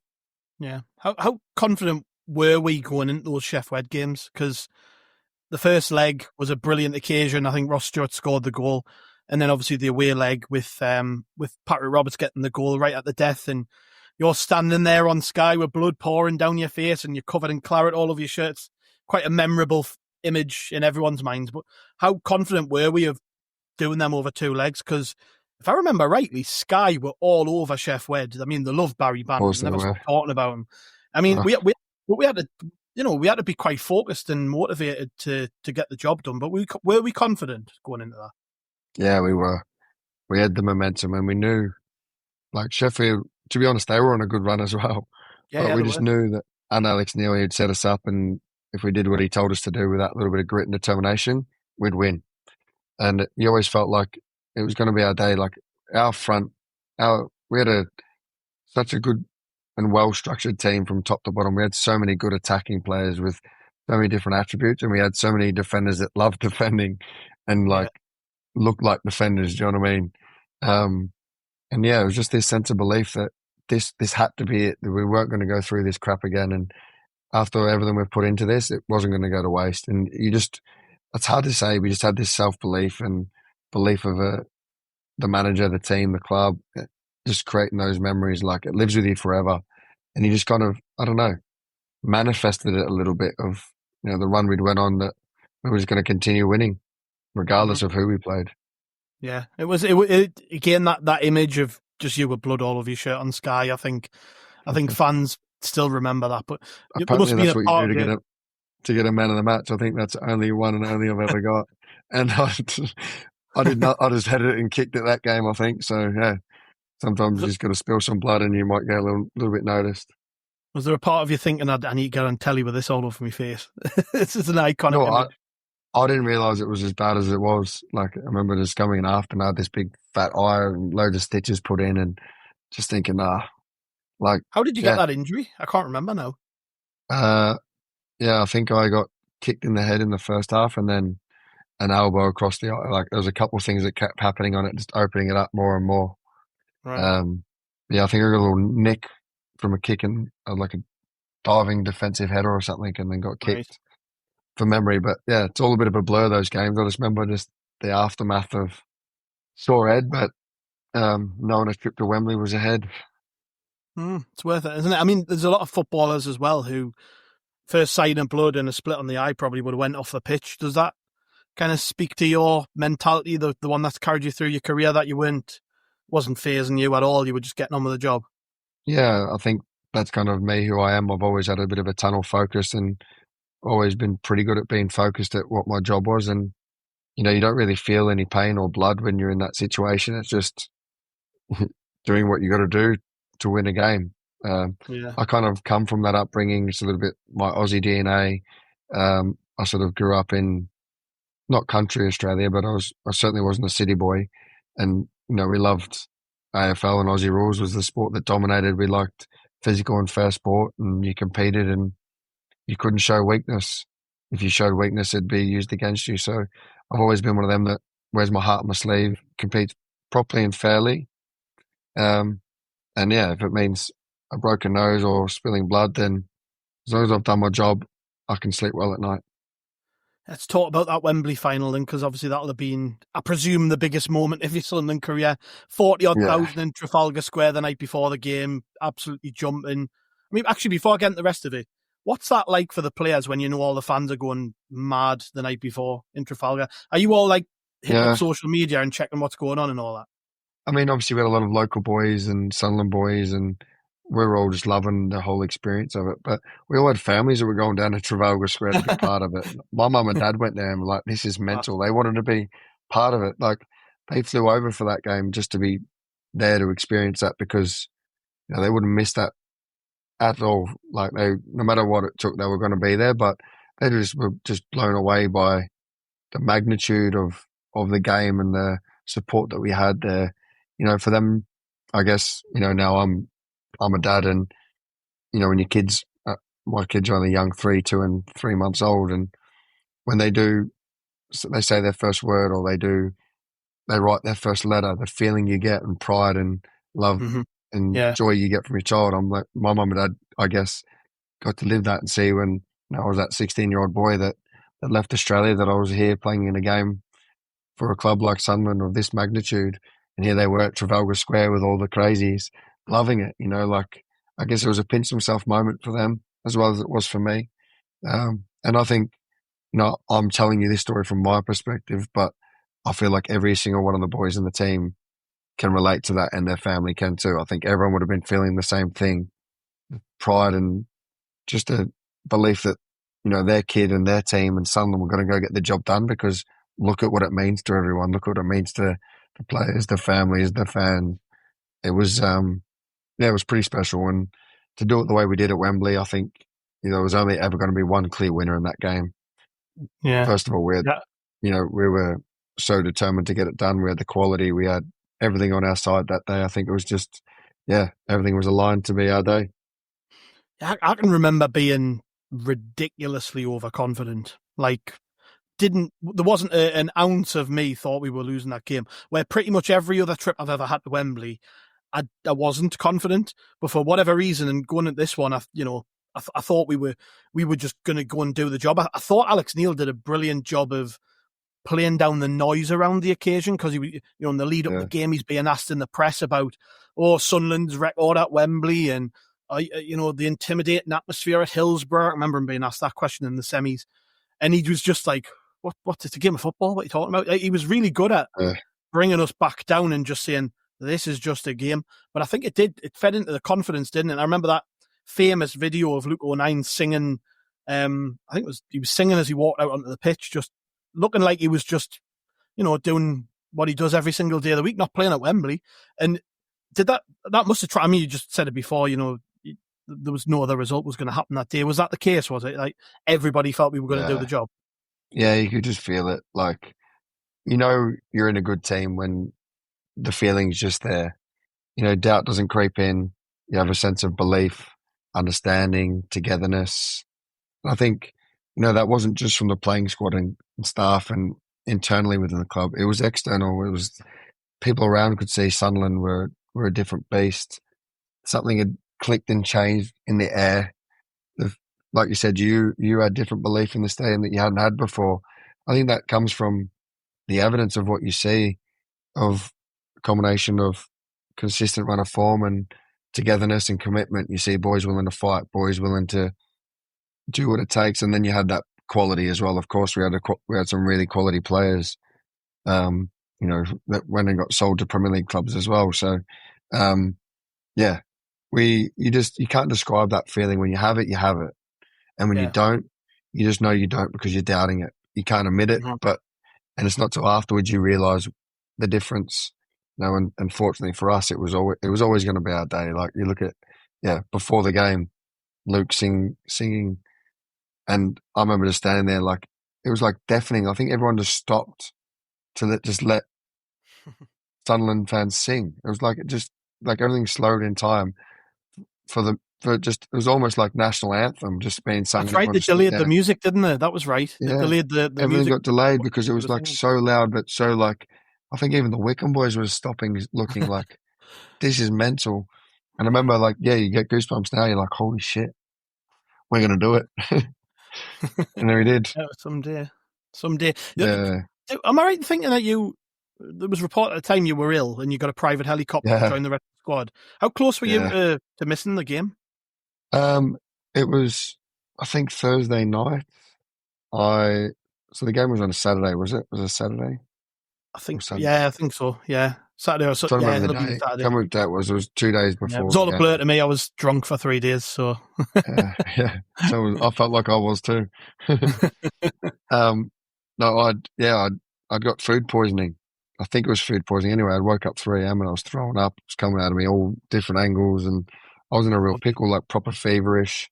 And I was in bed, and I remember thinking, "This can't be happening. I don't need this now." And then I'd try eat some food, and I'd be gone again. And all I wanted to do was sleep. I felt weak. Didn't want to get up out of bed. So I obviously, in the morning, called the club, and they were like, "Oh shit, um, what can we do? What can we do?" So I didn't go to training that day. And then it was the Friday, the day before the game. Basically, they arranged for me. They said, "Look, we don't want you to travel with the team because we don't want to spread potentially what you've got if it's infectious or imagine, not." imagine that. So yeah, so I think I turned up to the training ground. Like, let's say report time was 8:30, but training was at 10. I think I got there at like 10 to 10, and they were like, "Go to your car. We'll bring your training kit out. We'll bring you whatever you need, your bottle." So Steve ordered all out to me and that. And I think Scotty did as well, our sports scientist, fitness coach. And they were bringing stuff out to me in the car. And they're like, "Right, just keep your distance from the boys in training. You're just going to do like a little bit of the tactical walkthrough and a little bit of set pieces and then go straight to your car and leave." Because then everyone was getting lunch and massage and whatever and using the facilities, which were incredible. And then flying. And then Christian, the gaffer was like, "Look," Gaff was like, "You're coming to," he was basically saying, "How do you want to come to this game? Because we're going to make it happen as easy as possible." He goes, "Look, we can get you a helicopter or we can get you a car all the way to London. What do you prefer?" And he goes, "Because I know some people don't like helicopters." And I was like, "Yeah, fuck." Sorry, excuse me. I've never That's been in a fine. helicopter, but it sounds bloody scary. I'm like, and I start thinking, what if that thing goes down? I'm like, fuck, I don't know if I want a helicopter. I want to go there and feel relaxed. And I was like, but it's going to save me hours. So I was like, let's do the helicopter. So they're like, right. Christian got in touch with me. He's like, "Look, I booked your helicopter. It's going to meet you at the driving range at a golf course near me." And so I was like, "All right, okay." So I drove my car there, parked at the driving range, and then the owner of the driving range, Cock and Lodge, I think it was, yeah, Cock and Right. Lodge, and they'd shut down the driving range. Helicopter landed, and then I run out to the helicopter, get on it, and then I fly all the way to basically the hotel in London. It was unbelievable. It was beautiful. I had views. We literally, no word of a lie, I've got photos. Flew over Wembley like it was like, "Yeah, this is where you'll be tomorrow. Oh, This is where you're class. gonna." It was like, when I talk about manifesting, it was like you were just Yeah, getting this view of Wembley and like, "Wow, I'll be there tomorrow, and we're gonna like I'll be making history there." It's like, this is meant to be. This is gonna happen. So many little things like that just aligned. And then I got to the hotel, and I got there well before everyone because they still hadn't even flown yet. So, or they were in traffic from the airport to the hotel, whereas I got a helicopter right there. And and then basically they said, "Look, you can't leave your room. Don't see anyone. Just order room service, or we'll bring you your dinner. What do you want? This is what's on the buffet." And I had staff bringing me food. I stayed in the room by myself, and it wasn't until pre-match the next morning is when I actually saw everyone and went to the meeting, and then went to the game. that's got to be the most badass entrance into Wembley I think anyone's ever done. Sort of Yeah, hovering it over in was a helicopter the day before a game. That sounds mental, amazing. mate. Like, it was kind of like physically, my first food that I'd properly kept down was I'd ate a little bit the night before, but I was like feeling sick every time I ate too much. I was like trying to keep it bland a little bit, and then it wasn't until breakfast and pre-match that I ate properly. So it was like, yeah, in terms of preparation for a game, I wouldn't say I'm superstitious, but um, I like to prepare right and do things right for games, and I've always had routines that have worked for me that uh, recommended, things that could help you perform. And I've always been one of them people that's followed these things from when I go to sleep, what I eat, what time I eat, etc., etc. So everything was out the window. So all my routines and superstitions, you can call them, were gone.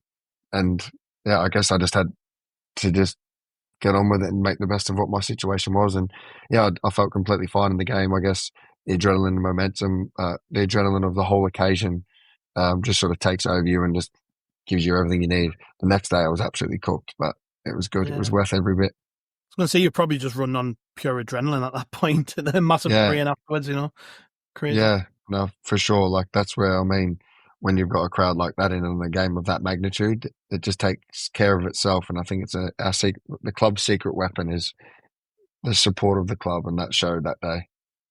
At what moment in the game were you like, right, we've done this now, let's just enjoy it? Was there ever a point in that game? Because as soon No, as I we got never that think like second that. goal, I think the fans felt the game was over. But obviously, as a player, it's totally Yeah, different, isn't it? no, and it is totally like I've I've been there before with Preston, and I think we were winning 4-0. And it wasn't to the very last seconds of the game where you start looking at each other like, oh, we've done this, even though you've got a 4-0 cushion. We've all been in crazy football games where things can flip quickly and you just never know. So, and it's also showing respect to the opposition. But at that time, it was literally laser focus from majority, nearly all of us, I think, right to the very end, just to make sure that, because they did have little sniffs and there was no errors, myself included in that game, that, could have gone another way. Patton made a great save.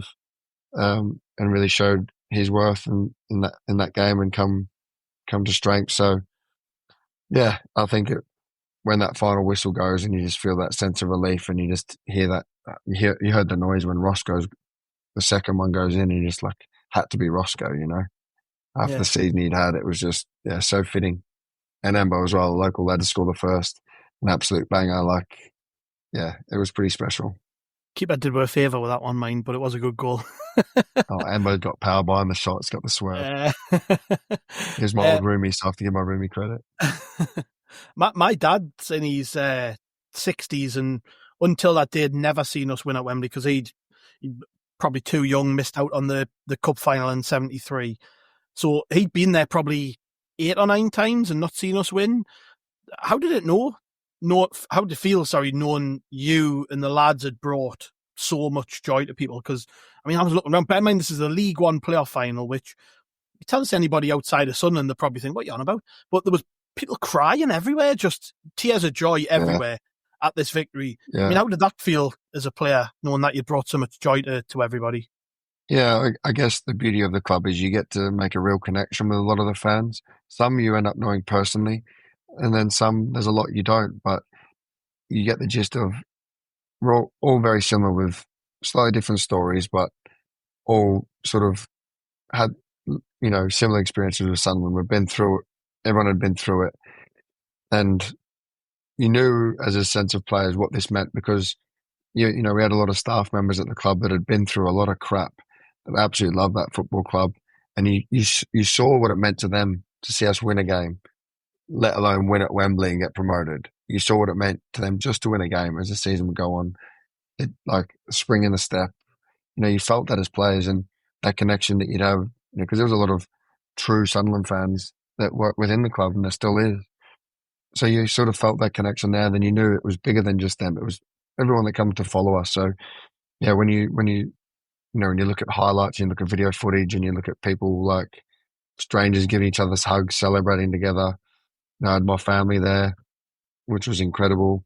Our national team manager, Graham Arnold, was there at that game, and, it helped me end up, sort of making my way back into the national team set up there too. So there was, I think a lot of people become Sunderland supporters after that because you can't help but to feel a connection to the club of how passionate it is, how special it is. And it's, it's such a big community and one big family. And you felt that on that day of all the sense of the crap and the downs and the lows of what had been years before felt like it was, changing and good times were ahead. And I feel like, there's even more good times ahead. And that was the real massive shift in the right direction of the club. And it was, an absolute honour to be part of that. Yeah, it was like a weight lifted, wasn't it? The celebrations afterwards must have been pretty special. I think there was a few clips leaked on social media of different things, but it looked like you all had a really good night out in London, if I remember rightly. Yeah, everyone was together, staff and players and families and wives, and everyone we had that togetherness, one big family, and it was nice, you don't want the celebrations to stop. You don't want that feeling to stop. And I think everyone will say it was probably the best summer they had. I went away then with Australia and had one of the best summers I've ever had, qualifying for a World Cup and finding my way back in the national team, and sort of having a family holiday, going back to Australia, seeing my family after what had been a really long time because of COVID and things like that. And then I know a lot of boys with their families, staff and players, went to Dubai and all caught up and just had the best holidays, So I know those holidays wouldn't have been as enjoyable had we got relegated. Had we not won and had another year in League One. It's a complete different feeling, It's like you kind of, the sense of achievement and joy that you feel carries on, and I feel that carried on to the next season and changed a lot about the club. Yeah, the belief, everything. The next season, obviously everyone had a great summer, came back in. Recruitment wise, we seem to take it pretty seriously. Actually, we spent decent money bringing in Dan Ballard and Adjulisi in particular, who both play the opposition. Was there any concern from you over how much you were going to play? I think I totted it up between that point and you actually leaving. You played 14 times, 6 starts, 8 sub appearances. I mean, what was your expectation? Did you think you were going to play a lot more or not? I wanted to play a lot more. I probably, in terms of pre-season, I didn't have the best pre-season, a little bit of a niggly injury. I started a little bit later because I come in later because I was away. Didn't quite hit the ground running in pre-season like I'd hoped. And then you just kind of playing catch up and people are ahead of you. So yes, the club made signings. I knew they were going to bring in people. They said they were strengthening everywhere. But again, had the club not been promoted, would have Sunderland have kept me in League One? Probably not, because we got promoted. They decided to keep me there as part of things as well. And I wanted to be part of things and I wanted to play more. But football doesn't always work out exactly how you like. I'm not someone who's going to throw my toys at the pram, and I had a lot of respect for Alex Neil and we had good conversations, and I think he always really liked me as a person and liked me as a man, and sometimes found it difficult to leave me out of the team because we had a pretty solid and honest relationship, but I always respected him for that. So there'd be days where maybe I'd overstep the mark in training, where I'd probably get a little bit overly aggressive and overly frustrated that I wasn't playing, and he'd just pull me and be like, "What are you doing?" And that was enough to be like, "Sorry, Gaff, I've overstepped the mark." He just knew how to get the best out of me, but also just pull me when maybe when my frustrations would get a little bit too much of me. And I think that's natural in you as a competitor when you're not playing and you want to win and whatever. And I made a few sub appearances, and I think it was under Tony Mowbray. I played a little bit, but again, I was never really part of his plans. And that's the way football goes. Yeah, you mentioned Tony Mowbray. We dove straight into chaos that summer.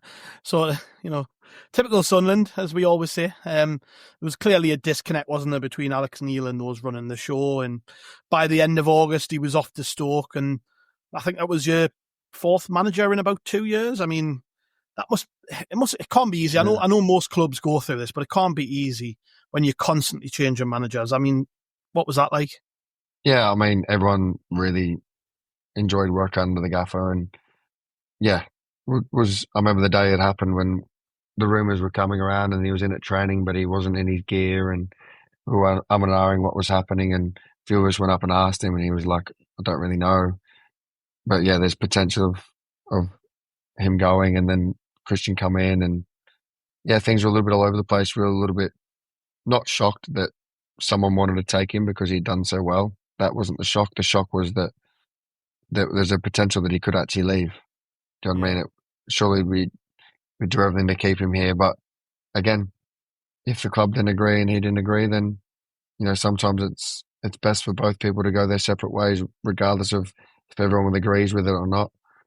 Maybe, I'm sure there was things that I'll never know and some of us will never know that went on, and is what it is. But we were disappointed to see him go. He'd done so much for us as individuals, but also as a club. It didn't feel like it should have ended on those terms, but it did, and that's the way football goes.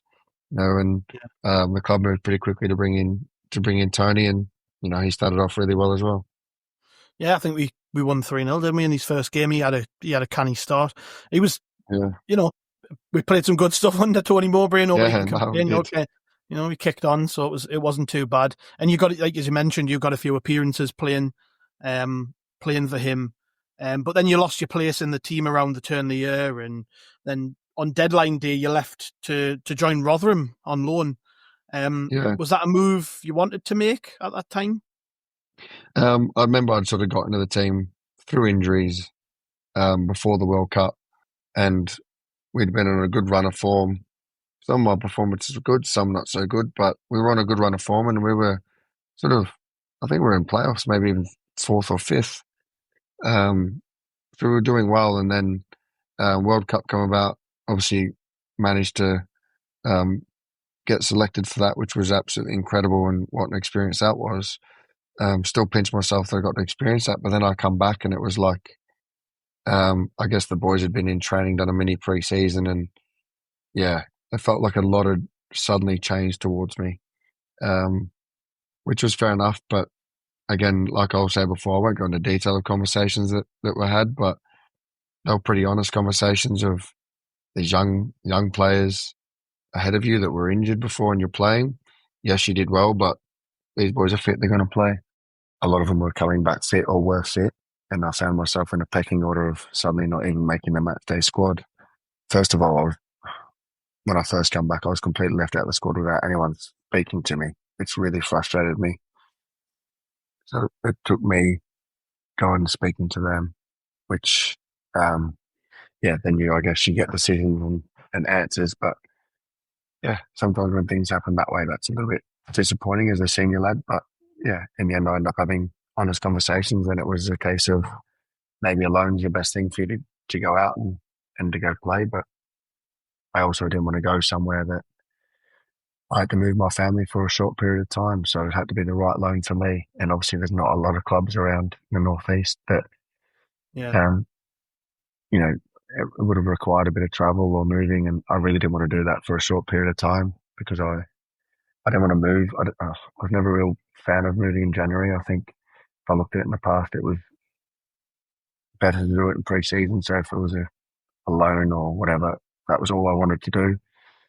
And yeah, then Rotherham happened on deadline day. I spoke to the manager the day before, and it seemed right, and it was something that I didn't have to move. I could travel, and it worked out. Unfortunately, I also got injured there on my loan, but managed to enjoy my time there, and I guess it was a different experience of a team that was fighting to stay in the division, but I really enjoyed my time there. Although I would have liked to have played more as well and not have had the injury. It was a good club with a good manager and a really good group of players who actually beat Sunderland, which was a bit awkward. We giving the lads stick for that one. Yeah, everyone was like, "Who do you want to win? Who do you want to win?" And I was like, I can answer it now, but obviously wanted Sunderland to win because they were pushing for promotion, and I think Rotherham we were going to be okay to stay up in the division. But yeah, it was a real weird feeling that playing against your own team, and then just sat there watching the game and feeling like you couldn't really tell people what you were really thinking. The season it then ended, and then on July 1st, you did a quite emotional interview with the club to say goodbye to everybody, which was, quite an unusual thing, for players to do something like that. Obviously, it showed the affinity that you had with the fans, but you did that before you headed off to take up your new challenge in Singapore. Obviously, it meant a lot to you to be able to do that, I presume, because, like I say, not a lot of players, when they leave a club, would do a big sit-down interview talking about the time and getting to say bye to the fans. Was that because you maybe felt like you didn't have a chance to say bye properly in front of a crowd and all the rest of it? Yeah, I think I remember when I left Bristol, and it was during COVID time. I went on loan, and then my contract ran out, and I was released, and I never really got to say goodbye to anyone. And that's one of the hardest things is saying goodbye to all the people you make friendships with, staff, players. You come in every morning, you say hello to everyone, you give them a cuddle, you ask, it becomes a big part of your life as well. So to then believe and give so much to something and be part of something so great with other people and then just to up and leave, it doesn't feel right. So I was in doing rehab from my injury at Rotherham. So I was in most of the off season. I was in a lot, and a lot of people were helping me with my rehab, and whether that be putting food out for us or taking my rehab or making sure the gym was clean or the pitches were ready for me to use. Like, there's so many good people that go above and beyond behind the scenes to make my job even as easy as possible.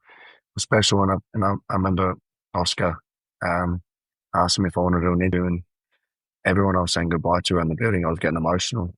It's hard; you can't hide your emotions when you feel a connection with people and you're saying goodbye, and you know, like, well, I might not see you again. Like, that's the way football goes. I might not see many of these people again. It is emotional because you shared so many lows, but so many good highs that lives with you for the rest of your life. So I felt like I didn't expect that I was going to be as emotional as I was. I knew I was emotional in it. In many aspects, it was. I've been at a few clubs in England and always felt a connection, but there was something different with Sunderland.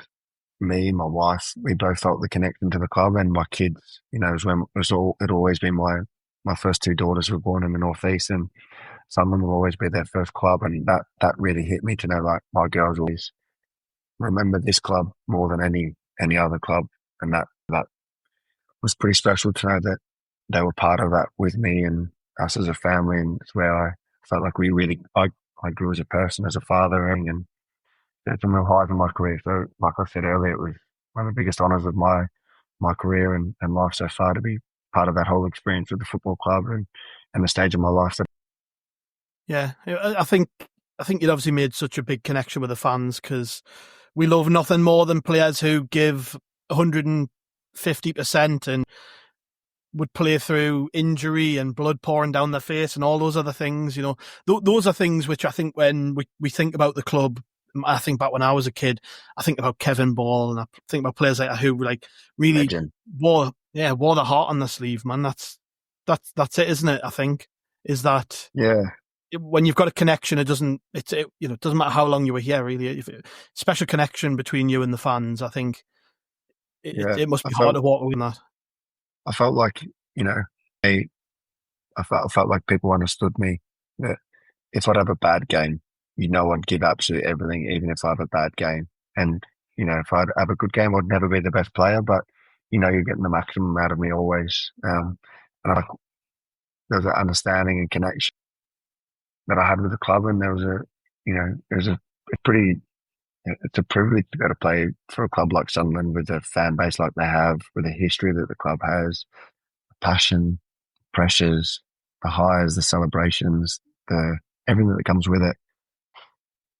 It was, even more than I wished for. And I can't thank everyone at the club enough for making it so special. And, I can't wait to go back to the Soul one day and be part of it as a fan and sit up there and, really live that experience again from a different point of view. But I'm sure it'll bring back so many incredible memories that I'll take with me. You never know. Hopefully, in the summer when we're at Wembley and playing another playoff final, maybe you can be there. Another private plane across the London. You never know. Maybe who knows what happens with life after the playing career, what that could look like, whether that is still in football or whatever it looks like. But yeah, I don't know. There's always a connection there, and you never know where the journey can take you. It'd be, pretty special to be part of that club, even if it's just to see a few games or, who knows, be back there in some sort of capacity. Yeah, well, thank you very much, Bailey. It's been illuminating, brilliant conversation. I've really, really enjoyed it, and good luck for the rest of the season with your team out there in Singapore. I'm sure you've got a lot more to come, and hopefully, like I say, you'll be back at the stage one day.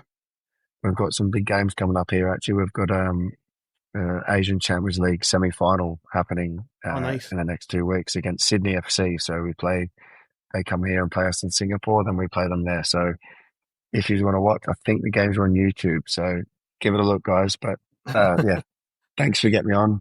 It's you brought back a lot of good memories and a lot of goosebumps just talking about Sunderland. Thanks for having me. No problem at all. And thank you very much to the listeners for joining us. Thank you for once again listening through 2 hours of How We're the podcast. We've kept Bailey about an hour longer than I said I would, but I'm sure he's enjoyed it, even at this late hour in Singapore. So I've turned my aircon off as well. It's about 40 degrees in here now. I'm sweating. Well, I'll let you go and jump in the cold shower, mate. Thank you very much for joining us. Cheers, listeners, for joining us. We will be back with another podcast very soon. Thanks for listening.